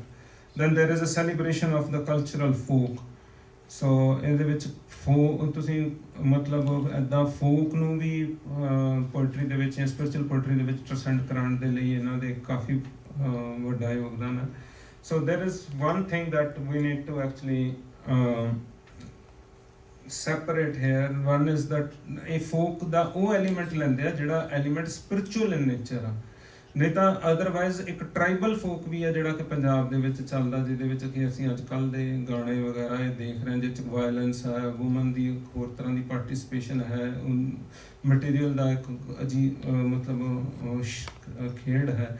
ਸੋ ਉਹ folk ਨੂੰ ਉਹ ਇੱਕ historical level ਦੇ ਉੱਤੇ ਉਹ ਇਹਦੇ ਨਾਲ ਨਹੀਂ ਡੀਲ ਕਰ ਰਿਹਾ professor Kiran Singh. He is mainly dealing with the spiritual aspect of the folk, ਕਿ ਜਿਹੜਾ ਕਿ ਇਹਨਾਂ ਚੀਜ਼ਾਂ ਨੂੰ ਡਿਸਕਾਰਡ ਕਰਕੇ, ਕਿਉਂਕਿ ਜਿਹੜੀ ਪੰਜਾਬ ਦੀ ਰੀਅਲ ਅਸੈਂਸ ਹੈ ਉਹ ਜੇ ਆਪਣੇ ਸਪਿਰਚੁਅਲ ਅਸੈਂਸ ਨੂੰ ਛੱਡ ਬੈਠਦੀ ਹੈ ਤਾਂ ਉਹ ਅਲਟੀਮੇਟਲੀ ਉਹਦਾ ਟਰਾਈਬਲ ਫੋਕ ਦੇ ਵਿੱਚ ਆਪਣੇ ਆਪ ਨੂੰ ਖਚਿਤ ਕਰਨਾ ਇੱਕ ਉਹਦੀ ਨੈਸੈਸਿਟੀ ਕਹਿ ਲਓ, ਜਾਂ ਉਹਦੀ ਇੱਕ ਲਿਮਿਟੇਸ਼ਨ ਬਣ ਕੇ ਰਹਿ ਜਾਂਦੀ ਹੈ। ਸੋ ਐਵਰੀ ਫੋਕ ਪੋਇਟਰੀ ਇਸੇ ਕਰਕੇ ਉਹਦਾ ਜਦੋਂ ਤੱਕ ਸਪਿਰਚੁਅਲ ਰੁਖ ਰਹਿੰਦਾ ਉਨੀ ਦੇਰ ਤੱਕ ਉਹ ਐਲੀਵੇਟਿਡ ਜਾਂ ਹਾਇਰ ਸਟੇਜਸ ਤੱਕ ਜਾਣ ਦੀ ਕੋਸ਼ਿਸ਼ 'ਚ ਰਹਿੰਦੀ ਹੈ। ਸੋ ਇਹਦੇ ਵਿੱਚ ਇੱਕ ਪ੍ਰੋਫੈਸਰ ਸਾਹਿਬ ਨੇ ਸਾਖੀ ਨਿਯਮ ਦਿੱਤਾ, ਤੇ ਜਿਹੜੇ ਵਿੱਚ ਤੁਸੀਂ ਦੇਖੋਗੇ ਬਾਰ-ਬਾਰ ਇਹ ਵਰਕ ਜਦੋਂ ਤੁਸੀਂ ਪੜ੍ਹਦੇ ਹੋ ਤੇ ਇਹਦੇ ਵਿੱਚ ਪਹਿਲਾਂ ਉਹ ਸਾਖੀ ਦੀ ਗੱਲ ਕਰਨਗੇ, ਗੁਰੂ ਸਾਹਿਬ ਦੀ ਕੋਈ ਸਾਖੀ ਦੱਸਣਗੇ, ਉਹਦੇ ਨਾਲ ਪੋਇਟਰੀ ਦੱਸਣਗੇ, ਉਹਦੇ ਨਾਲ ਸ਼ਬਦ ਗੁਰੂ ਗ੍ਰੰਥ ਸਾਹਿਬ ਦੇ ਸ਼ਬਦ ਟ੍ਰੈਡੀਸ਼ਨ ਦੇ ਨਾਲ ਉਹਨੂੰ ਕਨੈਕਟ ਕਰਕੇ ਦਿਖਾਉਣਗੇ। ਸੋ ਇਹ ਕਾਫੀ ਵੱਡੀ ਪ੍ਰਾਪਤੀ ਹੈ ਜਿਹੜੀ ਕਿ ਆਮ ਪੋਇਟ ਨਹੀਂ ਕਰ ਪਾਉਂਦੇ। ਮਤਲਬ ਅਸੀਂ ਇੰਨੇ ਕਨੈਕਸ਼ਨਸ ਬਣਾ ਲੈਣੇ with east and west, and then actually trying to with folk, with everything, he is actually connecting and presenting a very beautiful bouquet of flowers for us, and that is something that is very unique in this book. So there is a blend of the sensual or the anthropological and the spiritual or the mystical experience. ਸੋ ਇਹਦੇ ਵਿੱਚ ਇੱਕ consistent blend ਆ ਜਿਹੜਾ ਚੱਲਦਾ ਇਸ book ਦੇ ਵਿੱਚ। ਤੁਹਾਨੂੰ ਵਾਰ-ਵਾਰ ਇਹ ਲੱਗੂਗਾ ਕਿ ਸੈਂਸ਼ੂਅਲ ਐਕਸਪੀਰੀਐਂਸਿਸ ਦੇ ਵਿੱਚੋਂ ਫਿਰ ਇਹ ਸੈਂਸ ਬੰਦੇ ਦੀਆਂ ਅੱਖਾਂ ਜਿਹੜੀਆਂ ਸੈਂਸਿਸ ਦੇ ਨਾਲ ਜਿਹੜੀ ਉਹ ਵਰਲਡ ਨੂੰ ਐਕਸਪੀਰੀਐਂਸ ਕਰ ਰਿਹਾ, ਉਸ ਵਰਲਡ ਨੂੰ ਇਹ ਜਿਹੜਾ ਫੋਕ ਦੇ ਵਿੱਚ ਵੀ ਪ੍ਰੈਜ਼ੈਂਟ ਹੋਊਗਾ, ਇਹ ਉਹਨੂੰ ਹਾਇਰ ਮੰਡਲ ਦੇ ਵਿੱਚ ਜਾਂ ਸਪਿਰਚੁਅਲ ਐਕਸਪੀਰੀਐਂਸ ਦੇ ਵਿੱਚ ਟ੍ਰਾਂਸੈਂਡ ਕਰਵਾਉਂਦੇ ਆ। So I just have one more slide and one more slide after this, and then so this is a quote by Gadamer, a philosopher where he says that taste is in no way limited to what is beautiful in nature and art, judging it in respect of its decorative quality, but embraces the whole realm of morality and manners. So basically what he's saying is that the way we develop our taste means taste is like the taste of mind. So the way we develop our taste of mind, it's no way limited what is beautiful in nature. We just don't see things. ਜਿੱਦਾਂ professor Puran Singh ਦੀ ਵੀ ਜਦੋਂ ਤੁਸੀਂ ਸ਼ੁਰੂ ਕਰੋਗੇ ਕਿਤਾਬ, ਇਹਦੇ ਵਿੱਚ ਹੀ ਪਹਿਲੀ line ਉਹ ਕਹਿ ਦਿੰਦੇ ਆ ਕਿ ਜਿਹੜੀ ਵੀ ਨੇਚਰ ਦੇ ਵਿੱਚ ਸਾਰਾ ਕੁਝ ਬਿਊਟੀਫੁਲ ਹੋ ਸਕਦਾ ਆ, ਬਟ ਉਹ ਉਹਦੇ ਤੱਕ ਪੂਰਾ ਨਹੀਂ ਹੁੰਦਾ ਜਾਂ ਕੰਪਲੀਟ ਨਹੀਂ ਹੁੰਦਾ ਜਦ ਤੱਕ ਮੈਨੂੰ ਉਹਦਾ ਟੈਂਟ ਉਸ ਨੇਚਰ ਦੇ ਵਿੱਚ ਨਜ਼ਰ ਨਹੀਂ ਆਉਂਦਾ। Tent means he's looking for that God or for that higher sense, ਜਿਹੜਾ ਕਿ ਜਦ ਤੱਕ ਉਹ ਇੰਪੋਰਟੈਂਟ, ਜਦ ਤੱਕ ਮੈਨੂੰ ਉਹ ਨਹੀਂ ਨਜ਼ਰ ਆਉਂਦਾ ਤਦ ਤੱਕ ਆ ਜਿਹੜੀ ਨੇਚਰ ਦੀਆਂ ਚੀਜ਼ਾਂ ਵੀ ਆ ਇਹ ਵੀ ਮੇਰੇ ਲਈ ਕੋਈ ਜ਼ਿਆਦਾ ਇੰਪੋਰਟੈਂਟ ਨਹੀਂ ਹੈ। So he's also saying this almost like you can find that harmony here. The taste is in no way limited to what is beautiful in nature and art, judging it in respect of its decorative quality, but embraces the whole realm of morality and manners. So ਇੱਥੇ ਜਿਹੜਾ manners word ਆ ਥੋੜਾ ਜਿਹਾ ਐਸਥੈਟਿਕਸ ਦੇ ਵਿੱਚ ਜਾਂ Victorian ਉਹ ਥੋੜਾ ਕੰਟਰੋਲਿੰਗ ਵੀ ਹੈ, ਬਟ ਉੱਤੇ ਹੋਰ ਗੱਲਬਾਤ ਕੀਤੀ ਜਾ ਸਕਦੀ ਹੈ ਜੇ ਵਰਡ ਨੂੰ। Then he educates the human senses with Vismal in nature and Shabad. So ਇਹ constantly ਤੁਸੀਂ ਦੇਖੋਗੇ ਇਸ book ਦੇ ਵਿੱਚ constantly ਅੱਗੇ ਪਿੱਛੇ ਹੋ ਰਿਹਾ ਹੈ। So you have nature, you have life, then you have Shabad. ਫਿਰ ਉਹ ਅਲੱਗ-ਅਲੱਗ ਥਾਵਾਂ ਦੇ ਵਿੱਚ ਇਹ ਤੁਹਾਨੂੰ ਐਕਸਪੀਰੀਅੰਸ ਕਰਨ ਨੂੰ ਮਿਲੂਗਾ ਬਾਰ-ਬਾਰ। ਉਹਨਾਂ ਦੀ ਫੋਕ ਟੇਲਸ ਦੇ ਉੱਤੇ ਵੀ ਇਹੀ ਚੀਜ਼ ਚੱਲੂਗੀ ਜਿਹਦੇ ਵਿੱਚ ਇਹਨੂੰ ਐਕਸਪੀਰੀਅੰਸ ਕਰਾਉਂਦੇ ਆ। Then he celebrates the free spirit, life and mankind. So this is one of the very powerful aspects of this book, that he celebrates this. And then he connects the aesthetics of seva, ਜਿਹੜੀ ਇਹਦੇ ਵਿੱਚ ਇੱਕ chapter ਹੈਗਾ ਵਿਰਾਗ, ਉਹਦੇ ਵਿੱਚ ਉਹ ਇੱਕ folk tail ਨੂੰ ਡਿਸਕਸ ਕਰਦੇ ਆ। ਸੋ ਉਹਦੇ ਵਿੱਚ ਵੀ ਤੁਹਾਨੂੰ ਸੇਵਾ ਦੇ ਨਾਲ ਅਸਥੈਟਿਕਸ ਜੁੜੇ ਹੋਏ ਲੱਗਦੇ ਆ, ਕਿਉਂਕਿ ਸਿੱਖ ਅਸਥੈਟਿਕਸ ਤਾਂ ਹੀ ਡਿਵੈਲਪ ਹੋ ਸਕਦੇ ਆ ਜਦੋਂ ਸੇਵਾ ਨਾਲ ਜਾ ਕੇ ਕਨੈਕਟ ਹੋਣਗੇ, ਜਦੋਂ ਨਹੀਂ ਤਾਂ ਅਦਰਵਾਈਜ਼ ਸੇਵਾ ਤੋਂ ਬਗੈਰ ਸਿੱਖ ਅਸਥੈਟਿਕਸ ਥੋੜਾ ਆਪਣਾ ਪੂਰਾ ਰੂਪ ਨਹੀਂ ਦਿਖਾ ਸਕਦੇ। So the ethics are inspired with self-education of aesthetics. So ਜਿੰਨੀਆਂ ਜਿਹਦੇ ਵਿੱਚ ਇਹਦੇ ਵਿੱਚ ਜਿਹੜੇ ethics ਨੇ, they are self-education of aesthetics ਨੇ ਜਿਹਦੇ ਚੱਲਦੇ ਹਨ। And it's a key work which promotes Sikh aesthetics and Sikh culture. So ਜਿਹੜਾ ਅੱਜ ਦੀ ਦਿਹਾੜੀ ਦਾ ਸਿੱਖ ਕਲਚਰ ਦਾ ਫਾਲ ਕਹਿ ਲਓ ਜਾਂ ਕੁਛ ਵੀ, ਜਿਹੜਾ ਸਿੱਖ ਕਲਚਰ ਵੀ ਨਹੀਂ ਕਹਿਣਾ ਚਾਹੀਦਾ, ਜਿਹੜਾ ਪੰਜਾਬੀ ਕਲਚਰ ਆ ਜਿਹੜਾ ਉਹਦਾ ਫਾਲ ਹੋ ਰਿਹਾ, ਉਹ ਆਪਣੇ ਸਪਿਰਚੁਅਲ ਅਸੈਂਸ ਤੋਂ ਜਦੋਂ ਉਹ ਟੁੱਟਦਾ ਤੇ ਉਹ ਪੰਜਾਬੀ ਕਲਚਰ ਆਪਣੀ ਕੋਈ ਇਹੋ ਜਿਹੀ ਅਨਾਰਕਿਕ ਸ਼ੇਡ ਜਿਹੜੀ ਆ ਉਹ ਸੋਸਾਇਟੀ 'ਚ ਦੇ ਰਿਹਾ, ਜਿਹਦੇ ਕਰਕੇ ਸੋਸਾਇਟੀ ਆਪਣਾ ਬੈਲੈਂਸ ਖੋ ਰਹੀ ਆ। ਸੋ ਉਹ ਇੱਕ ਐਸਪੈਕਟ ਆ ਜਿਹੜਾ ਕਿ ਸਾਨੂੰ ਦੇਖਣ ਦੀ ਲੋੜ ਹੈਗੀ। So this is the last quote. I have taken it from the book. He is quoting this in the book. He says, "We are on this earth and in this life like fields that must wait and receive the inspiration of rain and sunshine before they can be fertile." Very nice. Well said. So I think that's all I have on it. And I hope you will enjoy the book. Thank you. Thank you. And,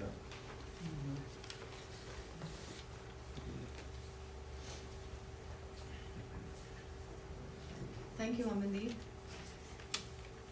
Amandeep's talk today has educated us of the theory around poetry.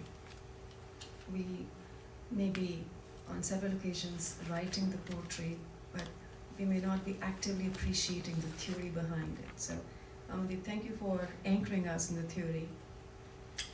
He highlighted the various genres of poetry, its constituent elements, and the various ages through which poetry has traversed to formulate the modern day poetry.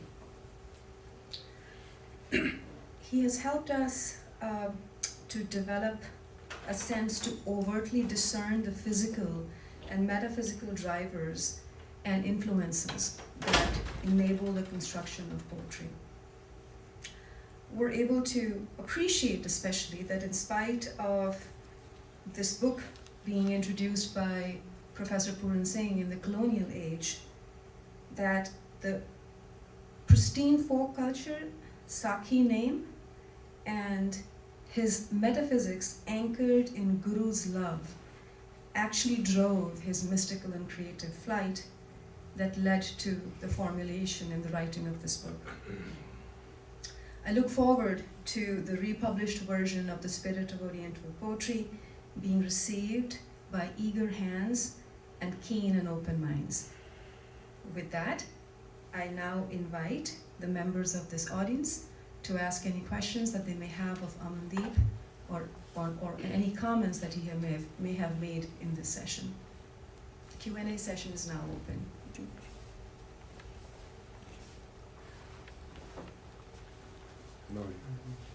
Go ahead, sir. Oh, no, those-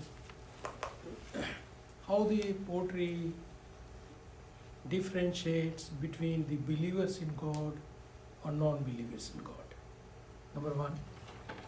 And poetry gives a pleasure to become elevated your thought and mind, your living. So I did not find any word pleasure in the whole thought process of poetry. So the first thing is ਜਿਹੜਾ believers and unbelievers ਵਾਲਾ question ਹੈਗਾ, ਇਹ question ਜੇ time space ਦੇ paradigm 'ਚ ਦੇਖਿਆ ਜਾਏ ਤਾਂ ਫਿਰ ਸਾਨੂੰ ਇਹ ਡੁਐਲਿਟੀ ਜਾਂ ਡਿਵੀਜ਼ਨ ਸਾਨੂੰ ਲੱਗ ਸਕਦੀ ਹੈ ਕਿ ਇਹ ਹੈਗੀ ਹੈ ਤੇ ਰੀਅਲ ਹੈ।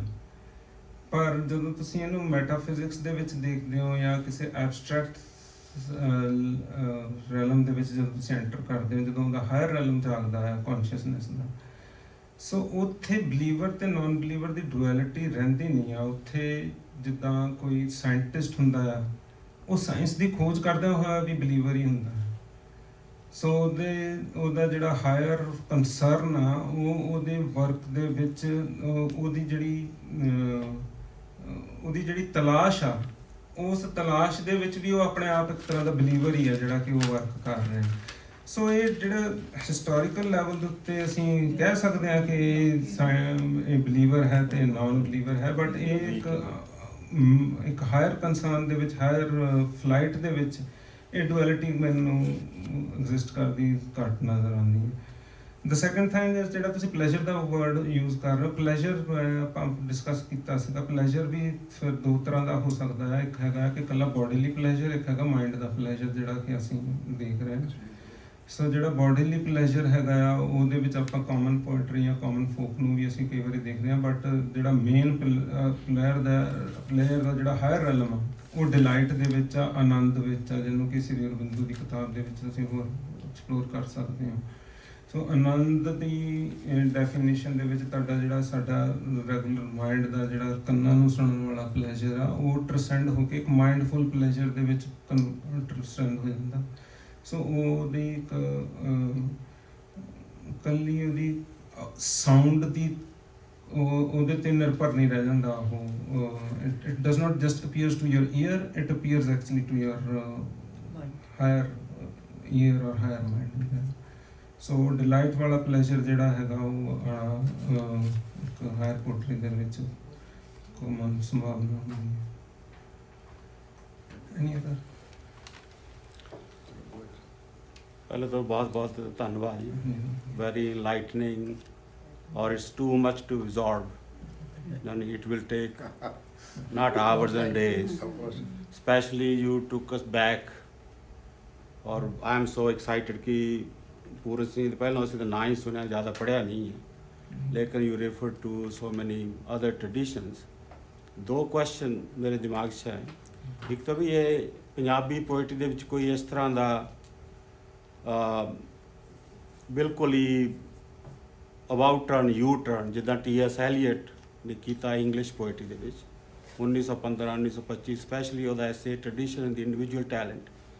ਤੁਸੀਂ ਰੋਮਾਂਟਿਕ ਪੋਇਟਰੀ, ਸ਼ੈਲੀ, ਵਰਡਸਵਰਥ, ਉਹਨਾਂ ਦਾ ਵੀ ਜ਼ਿਕਰ ਕੀਤਾ। ਅਤੇ ਉਹ ਉਸਨੇ ਕਹਿ ਦਿੱਤਾ ਪਹਿਲਾਂ ਦੋ ਲਾਈਨਾਂ ਉਹਦੀਆਂ ਕਿ poetry is not N expression of personality, it's N escape from personality. Number 2, poetry has nothing to do with the feelings, but your personal feeling has to be presented in such a way it becomes universal. तो उसने Westland और बाकी ज़्यादातर जो क्रांतिकों ने क्रांति लियांदी, Ezra pound की छत्रछाया के हेठ, यानी उन्हें सारी इंडियन कल्चर, महात्मा बुद्ध तो लैके सारी चीज़ों देता, उसका सलूशन भी ये लभ्या। उपनिषदां ने भी जिक्र किया, दत्ता द्वैता द्वैवम, to give, to sympathize, to control. After T.S. Eliot, everything changed. Literary criticism changed, poetry changed, tradition changed. ਕੋਈ ਇਸ ਤਰ੍ਹਾਂ ਦਾ ਥੜਾ ਕੋਈ ਸਾਡੇ ਪੋਇਟਰੀ ਦੇ ਵਿੱਚ ਜਾਂ ਹੈ ਜਿਸ ਨੇ ਸਾਰਾ ਪਾਸਾ ਹੀ ਪਲਟ ਦਿੱਤਾ ਹੋਵੇ? ਇੱਦਾਂ ਕਿ ਪੋਇਟਰੀ ਨੂੰ ਅਸੀਂ ਕੋਈ ਪਾਵਰ ਦੇ ਵਿੱਚ ਘੱਟ ਦੇਖੀਏ ਤੇ ਉਹਨੂੰ ਇੱਕ ਉਹਦੀ ਇੱਕ ਜਿਹੜੀ ਜਿੱਦਾਂ ਇਹ ਜਿਹੜੇ ਤੁਸੀਂ ਟ੍ਰੈਡੀਸ਼ਨ ਦੀ ਰੈਫਰੈਂਸ ਦੇ ਰਹੇ ਹੋ ਇਹ ਐਕਚੁਅਲੀ ਯੂਰਪ ਦੀ ਐਨਲਾਈਟਨਮੈਂਟ ਪੀਰੀਅਡ ਦੇ ਵਿੱਚੋਂ ਚੱਲਿਆ ਹੋਇਆ ਟ੍ਰੈਡੀਸ਼ਨ ਹੈ। ਸੋ ਇਹਦੇ ਵਿੱਚ ਜਿਹੜੀ ਯੂਰਪ ਦੀ ਵਰਕਿੰਗ ਆ ਉਹ ਬਹੁਤ central part of European literary and philosophical tradition ਰਹੀ ਹੈ, ਜਿਹਦੇ ਵਿੱਚ ਕਾਂਟ ਦਾ ਨਾਮ ਤੇ ਹੀਗਲ ਦਾ ਨਾਮ, ਇਹ ਕਾਫੀ ਇੰਪੋਰਟੈਂਟ ਫਿਲੋਸਫਰਸ ਆ ਜਿਨ੍ਹਾਂ ਦੇ ਵਰਕਸ ਨੇ, ਜਿਨ੍ਹਾਂ ਨੇ ਇਹ ਥਾਟ ਨੂੰ ਦਿੱਤਾ ਕਿ ਬੋਡੀ ਇਜ਼ ਜਿਹਦੇ ਵਿੱਚ ਇੱਕ ਡਿਕਾਰਟੀਅਨ ਲੌਜਿਕ ਵੀ ਚੱਲਦਾ ਹੈ ਕਿ human form is body and mind duality ਦੇ ਵਿੱਚ ਤੋਂ ਚੱਲਦਾ, ਜਿਹਦੇ 'ਚ ਫੀਲਿੰਗਸ ਦੇ ਦੀ ਤੁਸੀਂ ਰੈਫਰੈਂਸ ਦੇ ਰਹੇ ਹੋ ਉਹ ਬੋਡੀ ਨਾਲ ਜੋੜ ਦਿੱਤੇ ਜਾਂਦੇ ਆ ਤੇ ਮਾਈਂਡ ਜਿਹੜਾ ਉਹ ਰੈਸ਼ਨੈਲਿਟੀ ਤੇ ਰੀਜ਼ਨ ਨਾਲ ਜੋੜ ਦਿੱਤਾ ਜਾਂਦਾ ਵੀ ਜਿਹਦਾ ਰੀਜ਼ਨ ਜਿਹਦੇ ਕੋਲ ਜ਼ਿਆਦਾ ਸੁਪਰੀਮ ਹੈ ਉਹੋ ਹੀ ਫੀਲਿੰਗਸ ਨੂੰ ਕੰਟਰੋਲ ਕਰ ਸਕਦਾ ਹੈ ਤੇ ਆਪਣੀ ਫੀਲਿੰਗਸ ਦੇ ਉੱਤੇ ਉਹ ਆਪਣੇ ਪੈਸ਼ਨਸ ਦੇ ਉੱਤੇ ਉਹ ਆਪਣਾ ਇੱਕ ਕੰਟਰੋਲ ਦਾ ਬਿਹੇਵੀਅਰ ਰੱਖ ਸਕਦਾ, ਨਹੀਂ ਤਾਂ ਅਦਰਵਾਈਜ਼ ਪੈਸ਼ਨਸ ਬੰਦੇ ਨੂੰ ਕਿਸੇ ਵੀ ਡਾਇਰੈਕਸ਼ਨ 'ਚ ਲਿਜਾ ਸਕਦੇ। ਪੈਸ਼ਨ ਪੋਜ਼ਿਟਿਵ ਵੀ ਹੋ ਸਕਦਾ, ਪੈਸ਼ਨ ਨੈਗੇਟਿਵ ਵੀ ਹੋ ਸਕਦਾ। ਉਹਨੂੰ ਕੰਟਰੋਲ ਕਰਨ ਦੇ ਲਈ ਉਹਨਾਂ ਨੇ ਕਿਹਾ ਕਿ ਮੈਨ ਦੇ ਕੋਲ ਇੱਕ ਸੈਂਸ ਆਫ ਰੀਜ਼ਨ ਹੈ ਤੇ ਸੈਂਸ ਆਫ ਰੈਸ਼ਨੈਲਿਟੀ ਹੈ। ਸੋ ਜਿਹੜੀ ਯੂਰਪ ਦੀ ਪੋਇਟਰੀ ਡਿਵੈਲਪ ਹੋਈ ਆ, ਜਿਹੜੀ ਖਾਸ ਕਰਕੇ ਮਾਡਰਨ ਐਨਲਾਈਟਨਮੈਂਟ ਪੀਰੀਅਡ ਤੋਂ ਬਾਅਦ ਦੀ ਜਿਹੜੀ ਪੋਇਟਰੀ ਉੱਥੇ ਡਿਵੈਲਪ ਹੋ ਰਹੀ ਆ, ਉਹ ਇਸ ਫਲਸਫੇ ਨੂੰ ਅੱਗੇ ਤੋਰਦੀ ਹੋਈ ਹੋ ਰਹੀ ਆ, ਜਿਹਦੇ ਵਿੱਚ ਬਾਡੀ ਤੇ ਮਾਈਂਡ ਦੀ ਡੁਅਲਿਜ਼ਮ ਜਿਹੜੀ ਆ ਉਹ ਕੰਸਿਸਟੈਂਟਲੀ ਵਰਕ ਕਰ ਰਹੀ ਆ। ਸੋ ਇਸ ਡੁਅਲਿਟੀ ਦੇ ਉੱਤੇ ਜਿਹੜਾ ਕਾਂਟ ਨੇ ਪਹਿਲਾਂ ਫਲਸਫਾ ਦਿੱਤਾ ਸੀਗਾ ਵੀ moral can be only that thing can be beautiful that is moral. So ਜੇ ਯਾਨੀ ਕਿ ਜੇ ਪੋਇਟਰੀ ਦੇ ਵਿੱਚ ਤੁਸੀਂ ਬਿਊਟੀ ਲੱਭ ਰਹੇ ਹੋ ਤਾਂ ਉਹੀ ਬਿਊਟੀਫੁਲ ਪਾਰਟ ਹੋਊਗਾ ਪੋਇਟਰੀ ਦਾ ਜਿਹੜਾ ਕਿ ਮੋਰਲ ਹੋਊਗਾ। ਸੋ ਬੇਸਿਕਲੀ ਔਰ ਮੋਰਲ ਉਹ ਹੋਊਗਾ ਜਿਹੜਾ ਯੂਨੀਵਰਸਲ ਹੋਊਗਾ, ਜੋ ਮੇਰੇ ਤੇ ਐਪਲੀਕੇਬਲ ਹੋਊਗਾ ਉਹ ਕਿਸੇ ਹੋਰ ਤੇ ਵੀ ਐਪਲੀਕੇਬਲ ਹੋਊਗਾ। ਸੋ ਸੇਮ ਉਸ ਆਧਾਰ ਦੇ ਉੱਤੇ ਉਹਨਾਂ ਨੇ ਇਹ ਇੱਕ ਆਪਣਾ ਟ੍ਰੈਡੀਸ਼ਨ, ਫਿਲਾਸਫੀ ਦਾ, ਹਿਸਟਰੀ ਦਾ, ਪੋਇਟਰੀ ਦਾ ਤੇ ਸੋਸ਼ੀਓਲੋਜੀ ਦਾ ਤੇ ਗਵਰਨੈਂਸ ਦਾ ਸਾਰਾ ਮਾਡਲ ਜਿਹੜਾ ਉਹਨਾਂ ਨੇ ਇਸ ਐਨਲਾਈਟਨਮੈਂਟ ਪੀਰੀਅਡ ਤੋਂ ਬਾਅਦ ਡਿਵੈਲਪ ਕੀਤਾ, ਜਿਹੜਾ ਕਿ ਇੱਕ ਕਾਫੀ ਵੱਡਾ ਸ਼ਿਫਟ ਆ ਜਿਹੜਾ ਯੂਰਪ ਦੇ ਵਿੱਚ ਵੀ ਆਇਆ।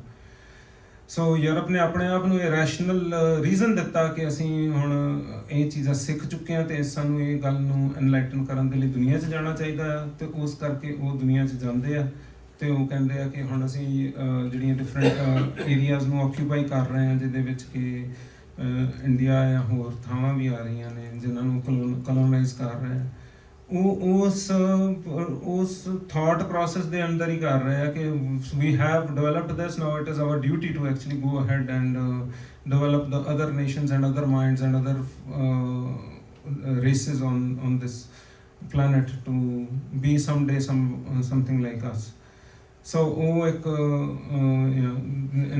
think in that pattern. So ਉਹਦੇ ਵਿੱਚ ਜਿਹੜੀ ਆ ਇਹ ਪੋਇਟਰੀ ਜਿਹੜੀ ਡਿਵੈਲਪ ਹੋ ਰਹੀ ਆ ਉਹਦੇ ਵਿੱਚ ਇਸ ਤਰ੍ਹਾਂ ਦੀ ਗੱਲ ਹੈਗੀ ਆ। ਬਟ ਸਾਡੀ ਟ੍ਰੈਡੀਸ਼ਨਲ ਪੋਇਟਰੀ ਦੇ ਵਿੱਚ ਜਾਂ ਸਾਡੀ ਸਿੱਖ ਪੋਇਟਰੀ ਦੇ ਵਿੱਚ ਇਹ ਚੀਜ਼ ਕੰਸਿਸਟੈਂਟ ਰਹਿੰਦੀ ਆ ਕਿ ਮਾਈਂਡ ਜਿਹੜਾ ਆ ਉਹ ਬਾਡੀ ਤੋਂ ਅਲੱਗ ਨਹੀਂ ਹੈ, ਠੀਕ ਹੈ ਨਾ। ਵੀ ਮਤਲਬ ਬਾਡੀ ਦੇ ਵਿੱਚ ਵੀ ਗਿਆਨ ਹੈ ਤੇ ਬਾਡੀ ਮਾਈਂਡ ਦਾ ਡੂਅਲਿਜ਼ਮ ਜਿਹੜਾ ਹੈ ਉਹ ਰਿਜ਼ੋਲਵ ਹੋ ਜਾਂਦਾ, ਉਹ ਇੱਕ ਦੂਸਰੇ ਦੇ ਵਿੱਚ ਟ੍ਰਾਂਸੈਂਡ ਹੁੰਦਾ ਰਹਿੰਦਾ, ਇੱਕ ਦੂਸਰੇ ਦੇ ਵਿੱਚ ਡਿਜ਼ੋਲਵ ਹੁੰਦਾ ਆ।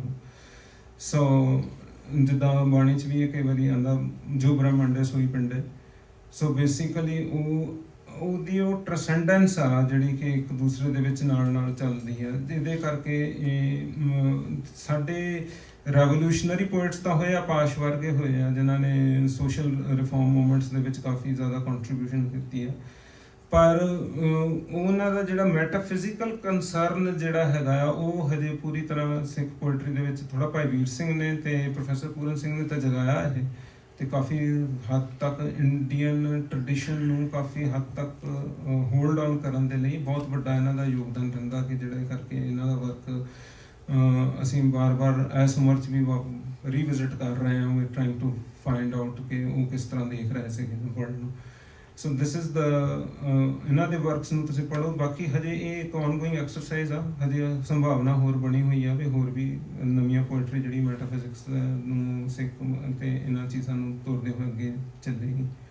ਬਟ ਭਾਈ ਵੀਰ ਸਿੰਘ ਤੇ ਪ੍ਰੋਫੈਸਰ ਪੂਰਨ ਸਿੰਘ ਨੂੰ ਇਗਨੋਰ ਨਹੀਂ ਕੀਤਾ ਜਾ ਸਕਦਾ ਜੇ ਤੁਸੀਂ ਸਿੱਖ ਓਰੀਐਂਟਲ ਪੋਇਟਰੀ ਦੇ ਸੰਦਰਭ 'ਚ ਵੀ ਦੇਖੋਗੇ ਤਾਂ ਓਰੀਐਂਟਲ ਸੋਸਾਇਟੀ।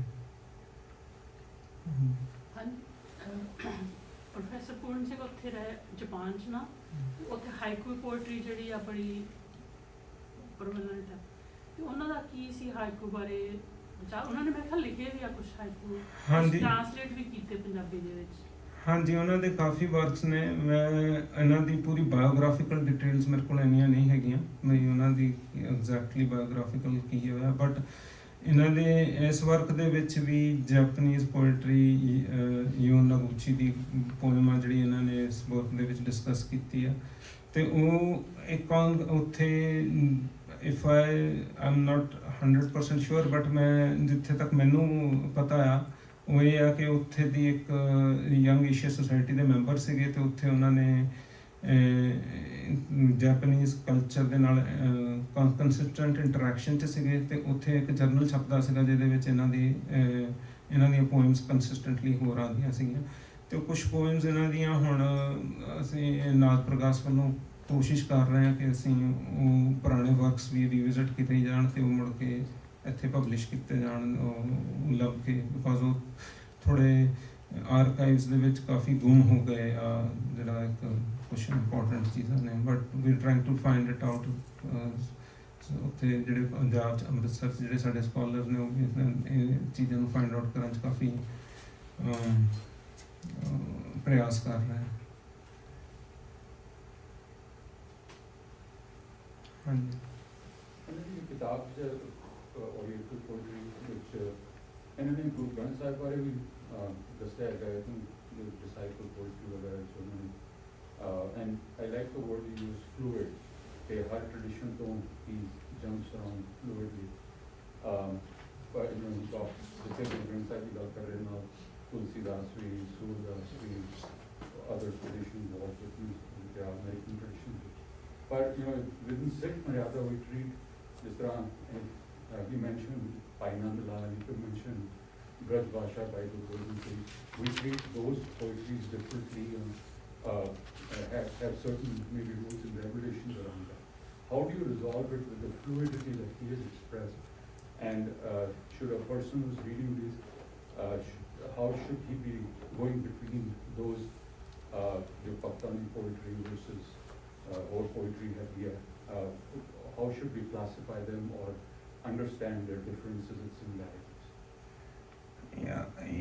ਇਹ ਕੁਐਸਚਨ ਜਿਹੜਾ ਹੈਗਾ ਨਾ, ਇਹਦੇ ਪਿੱਛੇ ਇੱਕ ਇਤਿਹਾਸ ਆ ਜਿਹੜਾ ਕਿ ਕੰਸਿਸਟੈਂਟਲੀ ਵਰਕ ਕਰ ਰਿਹਾ, ਤੇ ਇੱਕ ਫਿਲਾਸਫੀ ਆ ਜਿਹੜੀ ਕਿ ਕਨਸਟੈਂਟਲੀ ਵਰਕ ਕਰਦੀ ਆ, ਜਿਹਦੇ ਕਰਕੇ ਅਸੀਂ ਅੱਜ ਦੀ ਦਿਹਾੜੀ 'ਚ ਇਸ ਤਰ੍ਹਾਂ ਸੋਚ ਰਹੇ ਹਾਂ। ਇਹ ਅਸੀਂ ਅੱਜ ਇੱਦਾਂ ਸੋਚ ਰਹੇ ਹਾਂ। ਪਹਿਲੀ ਗੱਲ ਤਾਂ ਸਾਨੂੰ ਇਹ ਦੇਖਣਾ ਚਾਹੀਦਾ ਹੈ ਅਸੀਂ ਥੋੜ੍ਹਾ ਜਿਹਾ ਹਿਸਟੋਰੀਕਲ ਡਿਸਟੈਂਸ 'ਚੋਂ ਦੇਖ ਰਹੇ ਹਾਂ ਚੀਜ਼ ਨੂੰ, ਕਿਉਂਕਿ ਜਦੋਂ ਉਹ ਲਿਖ ਰਹੇ ਸੀਗੇ ਉਹ ਉਸ ਵੇਲੇ ਸੁਸਾਇਟੀ ਦੇ ਵਿੱਚ ਇੱਦਾਂ ਦੀਆਂ ਬਾਉਂਡਰੀਜ਼ ਬਹੁਤ ਜ਼ਿਆਦਾ ਸਟ੍ਰਿਕਟ ਨਹੀਂ ਸੀਗੀਆਂ, ਉਦੋਂ ਕਾਫੀ ਲੂਜ਼ ਸੀਗੀਆਂ ਉਹ ਬਾਉਂਡਰੀਜ਼, ਕਾਫੀ ਜਿਹੜੀਆਂ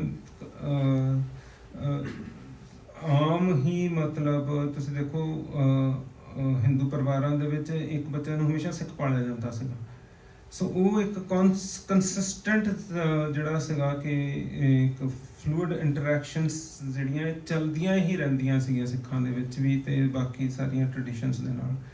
ਸੋ ਇਸੇ ਕਰਕੇ ਇਹ ਉਸ ਓਰੀਐਂਟਲ, ਤਾਂ ਹੀ ਇਹਨਾਂ ਦਾ ਵਰਡ ਵੀ ਸਪਿਰਿਟ ਆਫ ਓਰੀਐਂਟਲ ਪੋਇਟਰੀ ਹੈ। ਸੋ ਜਿਹੜਾ ਉਸ ਸਪਿਰਿਟ ਨੂੰ ਰਿਪਰੈਜ਼ੈਂਟ ਕਰਾਉਣ ਦੀ ਕੋਸ਼ਿਸ਼ ਕਰ ਰਿਹਾ, ਜਿਹੜਾ ਕਿ ਪਹਿਲਾਂ ਇੱਕ ਕਿਸੇ ਸਾਂਝੀ ਵਾਰਤਾ ਦੇ ਵਿੱਚ ਸਾਰੀ ਸਾਰੇ ਰਿਲੇਸ਼ਨਸ ਨੂੰ ਐਕਸਪੀਰੀਅੰਸ ਕਰਦੀ ਸੀ। ਸੋ ਇਸੇ ਕਰਕੇ ਇਹਦੇ ਵਿੱਚ ਅੰਗਰੇਜ਼ਾਂ ਦੇ ਆਉਣ ਤੋਂ ਬਾਅਦ ਇਹ ਜ਼ਿਆਦਾ ਮੈਟਾਫਿਜ਼ਿਕਸ ਇਸ ਤਰ੍ਹਾਂ ਦੀ ਡਿਵੈਲਪ ਹੋਈ, ਉਹਦੀ ਹਿਸਟੋਰੀਕਲ ਕੌਨਸ਼ੀਅਸਨੈਸ ਸਾਡੀ ਇੱਦਾਂ ਦੀ ਡਿਵੈਲਪ ਹੋਈ, ਜਿਹਦੇ ਵਿੱਚ ਰੇਸ਼ੀਅਲਾਈਜੇਸ਼ਨ ਆਈ, ਅਤੇ ਫਿਰ ਉਹਦੇ ਵਿੱਚ ਇਹ ਹੋ ਗਿਆ ਕਿ ਮੇਰਾ ਰਿਲੀਜਨ ਤੇਰਾ ਰਿਲੀਜਨ, ਇਹ ਵੰਡ ਪੈਣੀ ਸ਼ੁਰੂ ਹੋਈ। ਇਹ ਅੰਗਰੇਜ਼ਾਂ ਤੋਂ ਬਾਅਦ ਦੀਆਂ ਚੀਜ਼ਾਂ ਨੇ, ਅਤੇ ਇਸੇ ਕਰਕੇ ਉਹਦਾ ਅਸਰ ਪੋਇਟਰੀ ਦੇ ਵਿੱਚ ਵੀ ਆਇਆ, ਵੀ ਜਿਹਦੇ ਕਰਕੇ ਅਸੀਂ ਕੰਪੈਰੇਟਿਵ ਸਟੱਡੀ ਆਫ ਰਿਲੀਜਨ ਜਿਹੜੀ ਹੈਗੀ ਆ ਉਹ ਸ਼ੁਰੂ ਕੀਤੀ, ਅਤੇ ਉਹਦੇ ਨਾਲ ਅਸੀਂ ਇੱਕ ਉਹ ਸਟਾਰਟ ਕੀਤੀ। ਬਟ ਉਹ ਅਸਲ ਦੇ ਵਿੱਚ ਬੰਦਾ ਜਿੱਦਾਂ ਫੁੱਲ ਖਿੜਦਾ, ਫੁੱਲ ਖਿੜਿਆ, ਉਹ ਕੋਈ ਦੇਖ ਕੇ ਨਹੀਂ ਖਿੜਿਆ ਕਿ ਮੈਂ ਕਿਹਦੇ ਲਈ ਖਿੜਿਆ, ਬਸ ਉਹ ਖਿੜ ਗਿਆ।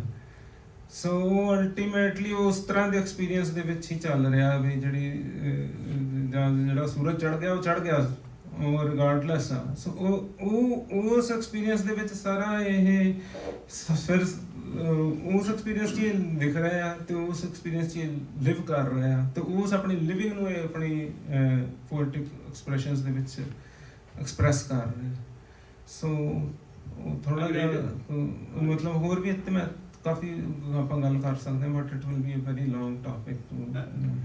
ਤੁਸੀਂ ਅੰਗਰੇਜ਼ਾਂ ਦੇ ਆਉਣ ਦਾ ਰੈਫਰੈਂਸ ਦੇ ਰਹੇ ਹੋ ਵੀ ਅੰਗਰੇਜ਼ਾਂ ਦੇ ਆਉਣ ਨਾਲ ਅੰਗਰੇਜ਼ੀ ਭਾਸ਼ਾ ਸਾਡੇ ਕੋਲ ਆਈ ਤੇ ਬਹੁਤ ਸਾਰਾ ਜਿਹੜਾ ਲਿਟਰੇਚਰ ਹੈ ਉਹਦੀ ਸੇਧ ਅਸੀਂ ਵੈਸਟ ਕੋਲੋਂ ਵੀ ਲਈ ਤਾਂ ਅੰਗਰੇਜ਼ੀ ਵੀ ਮਾਧਿਅਮ ਸੀਗਾ। ਤੇ ਜਿਸ ਕਿਤਾਬ ਦੀ ਹੁਣ ਤੁਸੀਂ ਜ਼ਿਕਰ ਕਰ ਰਹੇ ਹੋ, ਜਿਹੜੀ ਲਾਂਚ ਕਰ ਰਹੇ ਹੋ ਅੱਜ, ਪ੍ਰੋਫੈਸਰ ਪੂਰਨ ਸਿੰਘ ਦੀ, ਇਹ ਵੀ ਸਾਰੀ ਅੰਗਰੇਜ਼ੀ 'ਚ ਹੈ। ਪੰਜਾਬੀ 'ਚ ਵੀ ਉਹਨਾਂ ਦੀਆਂ ਕਿਤਾਬਾਂ ਹੈਗੀਆਂ ਪਰ ਉਹ ਮੇਨ ਕਿਤਾਬ ਅੰਗਰੇਜ਼ੀ ਵਿੱਚ। ਹਾਂਜੀ, ਸੋ ਮੈਂ ਕੁਐਸਚਨ ਨਹੀਂ ਜ਼ਿਆਦਾ ਸਮਝਿਆ ਬਟ ਮੈਂ ਤਾਂ ਆਪ ਨੇ ਤੁਹਾਡਾ ਕੁਐਸਚਨ ਸਮਝਿਆ, ਤੁਸੀਂ ਵਾਰ-ਵਾਰ ਉਹ ਰੈਫਰੈਂਸ ਦੇ ਰਹੇ ਹੋ ਅੰਗਰੇਜ਼ਾਂ ਦੇ ਆਉਣ ਨਾਲ।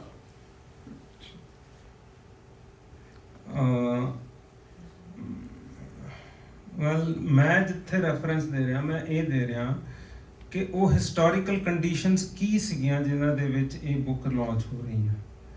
ਤੇ ਜਦੋਂ ਜਿਨ੍ਹਾਂ ਕੰਡੀਸ਼ਨਸ ਦੇ ਵਿੱਚ ਇਹ ਕਿਤਾਬ ਸਿੱਖਾਂ ਦੇ ਵਿੱਚ ਇਹ ਆਈ ਆ, ਉਸ ਕੰਡੀਸ਼ਨਸ ਦੇ ਵਿੱਚ ਜਿਹੜਾ ਕਿਉਂਕਿ ਤੁਸੀਂ ਕਦੀ ਵੀ ਦੇਖੋਗੇ ਕੋਈ ਬਹੁਤ ਸਾਰੀਆਂ ਪੋਇਟਰੀਜ਼ ਜਿਹੜੀਆਂ ਉਹ ਆਪਣੀ ਹਿਸਟੋਰੀਕਲ ਕੰਡੀਸ਼ਨਸ ਤੋਂ ਅੱਗੇ ਜਾ ਨਹੀਂ ਪਾਉਂਦੀਆਂ ਜਾਂ ਉਹਨਾਂ ਦੀ ਇੱਕ ਲਿਮਿਟੇਸ਼ਨ ਰਹਿੰਦੀ ਹੈ ਜਿਹਦੇ ਕਰਕੇ ਉਹ ਇੱਕ ਹਿਸਟੋਰੀਕਲ ਕੰਡੀਸ਼ਨਸ ਦੇ ਵਿੱਚ ਉਹਨਾਂ ਦਾ ਵਰਕ ਚੱਲਦਾ ਹੀ ਚੱਲਦਾ ਹੁੰਦਾ। ਸੋ ਜਿਹੜਾ ਅਸੀਂ ਜਿਵੇਂ ਮੈਂ ਅੰਗਰੇਜ਼ਾਂ ਦਾ ਰੈਫਰੈਂਸ ਵੀ ਦੇ ਰਿਹਾ, ਉਹ ਐਕਚੁਅਲੀ ਇੱਦਾਂ ਨਹੀਂ ਮੈਂ ਦੇ ਰਿਹਾ ਕਿ ਹਿਸਟੋਰੀਕਲ ਲੈਵਲ ਦੇ ਉੱਤੇ ਉਹ ਆ ਰਹੇ ਆ ਤੇ ਮੈਂ ਉਹਨਾਂ ਦੇ ਨਾਲ ਉਹਨਾਂ ਦਾ ਕੀ ਰਿਐਕਸ਼ਨ ਹੋ ਰਿਹਾ। ਮੈਂ ਦੱਸਣ ਦੀ ਕੋਸ਼ਿਸ਼ ਕਰ ਰਿਹਾ ਕਿ ਜਿਹੜੀਆਂ ਹਿਸਟੋਰੀਕਲ ਕੰਡੀਸ਼ਨਸ ਨੇ ਉਹਨਾਂ ਨੇ ਆਪਣੀਆਂ ਹਿਸਟੋਰੀਸਿਟੀ ਤੋਂ ਬਾਹਰ ਵੀ ਨਿਕਲਣਾ ਤੇ ਫਿਰ ਮੁੜ ਕੇ ਜਦੋਂ ਵਾਪਸ ਹਿਸਟੋਰੀਸਿਟੀ ਦੇ ਵਿੱਚ ਆਉਣਾ, ਉਹ ਐਕਸਪੀਰੀਐਂਸਿਸ ਜਿਹੜੇ ਨੇ ਉਹ ਫਲੂਇਡ ਹੋਣੇ ਚਾਹੀਦੇ ਨੇ। ਜੇ ਤੁਸੀਂ ਆਪਣੇ ਹਿਸਟੋਰੀਕਲ ਕੰਡੀਸ਼ਨਸ ਦੇ ਵਿੱਚ ਹੀ ਰਹੋਗੇ ਤਾਂ ਤੁਹਾਨੂੰ ਸਾਰੀ ਇਹਦੇ ਵਿੱਚ ਫਿਰ ਮਾਰਕਸਿਸਟ ਪੋਇਟਰੀ ਜ਼ਿਆਦਾ ਸ਼ਾਇਦ ਮੀਨਿੰਗ ਸਾਨੂੰ ਦਿਵਾਉਣੀ ਸ਼ੁਰੂ ਕਰ ਦੇਗੀ।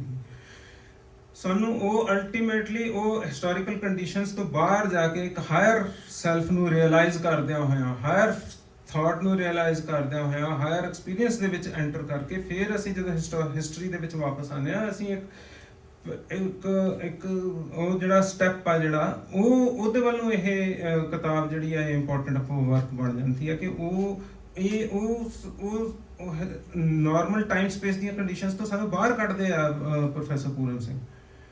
ਸੋ ਅਦਰਵਾਈਜ਼ ਅਸੀਂ ਟਾਈਮ ਸਪੇਸ ਦੀਆਂ ਕੰਡੀਸ਼ਨਸ ਦੇ ਵਿੱਚ ਹੀ ਇੱਕ ਕਲੋਜ਼ਡ ਸਟਰਕਚਰ ਬਣਾ ਲਾਂਗੇ ਜਿਹੜਾ ਕਿ ਇੱਕ ਕਲੋਜ਼ਡ ਸੁਸਾਇਟੀ ਦੀ ਫਾਰਮੇਸ਼ਨ ਹੋਏਗੀ ਜਿਹੜੇ ਕਿ ਆਪਣੀ ਕਿਸੇ ਹਾਇਰ ਰਿਅਲਾਈਜੇਸ਼ਨ ਦੇ ਵਿੱਚ ਐਂਟਰ ਕਰਨ ਤੋਂ ਆਪਣੇ ਆਪ ਨੂੰ ਆਪ ਹੀ ਰੋਕੀ ਜਾਏਗੀ, ਅੰਦਰੋਂ ਰੋਕ ਲਏਗੀ ਉਹ। ਸੋ ਉਹਨੂੰ ਇਹ ਐਕਸਪੀਰੀਅੰਸ ਕਰਾ ਰਹੀ ਹੈ ਕਿ ਉਹਦੀ ਕਲੋਜ਼ਨੈਸ ਨੂੰ ਕਿਸੇ ਫੀਅਰ, ਕਿਉਂਕਿ ਉਹਦੇ ਪਿੱਛੇ ਵੀ ਇੱਕ ਫੀਅਰ ਚੱਲਦਾ ਹੁੰਦਾ ਬੰਦੇ ਦਾ, ਬੰਦਾ ਆਪਣੇ ਫੀਅਰ ਤੋਂ ਆਜ਼ਾਦ ਨਹੀਂ ਹੋ ਰਿਹਾ ਹੁੰਦਾ, ਇਸ ਕਰਕੇ ਉਹ ਆਪਣੀ ਹਿਸਟੋਰੀਕਲ ਕੰਡੀਸ਼ਨਸ ਨੂੰ ਫਾਈਨਲ ਸਮਝ ਰਿਹਾ ਹੁੰਦਾ।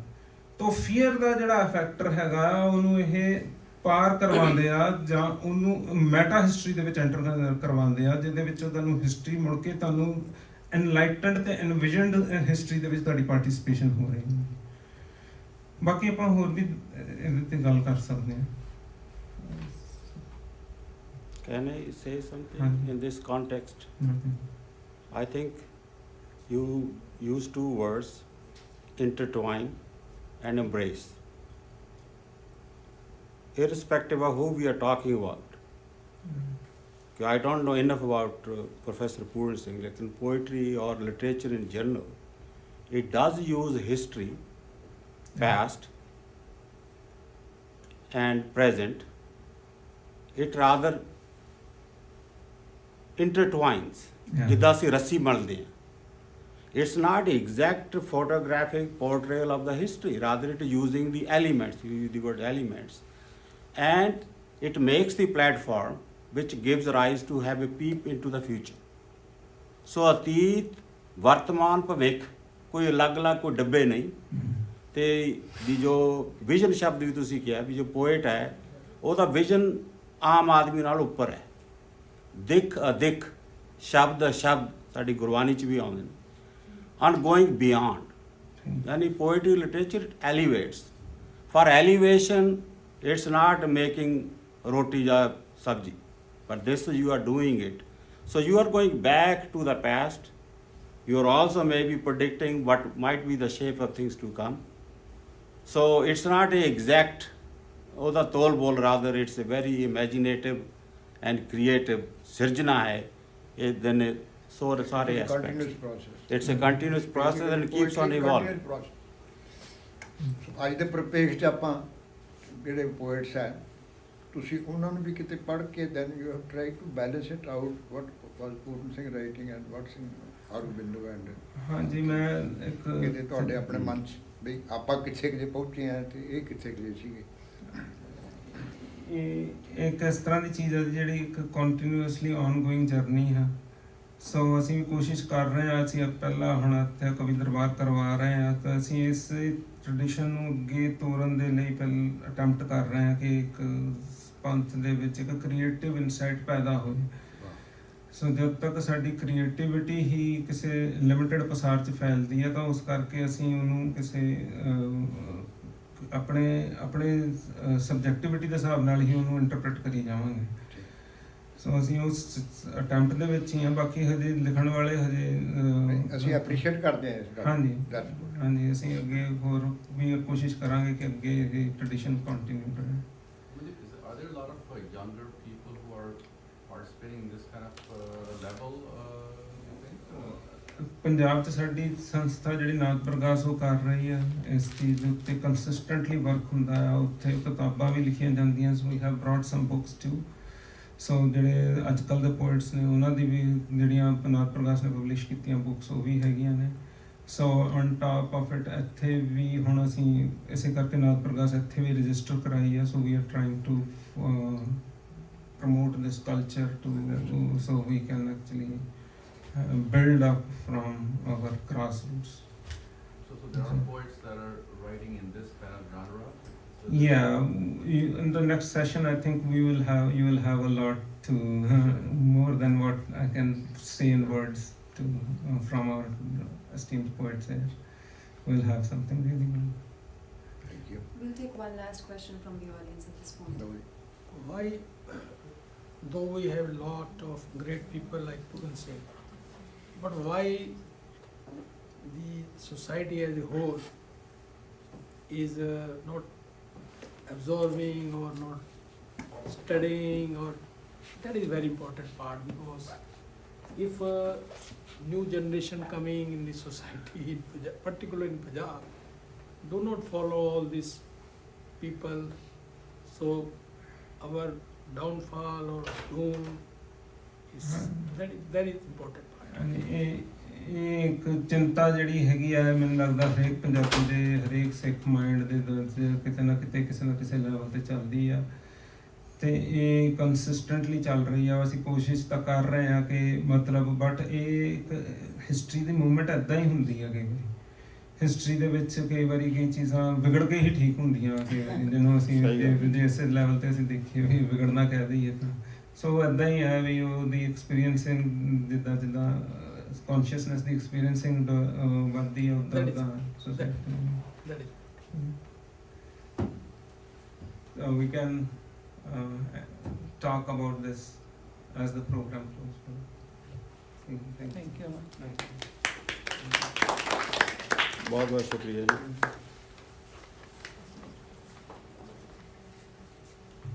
Thank you, audience, for your active engagement during this Q&A session. Really enjoyed all the questions you guys asked and the insights that Amandeep provided.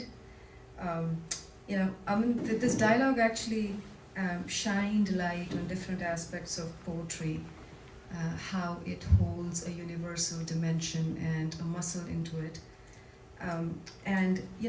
It helps us perceive how poetry has this unique ability to kindle a fluidity that helps any age transcend beyond the boundaries of linear time and perceive the linear time as an occasion of wonder and non-static life. So thank you again.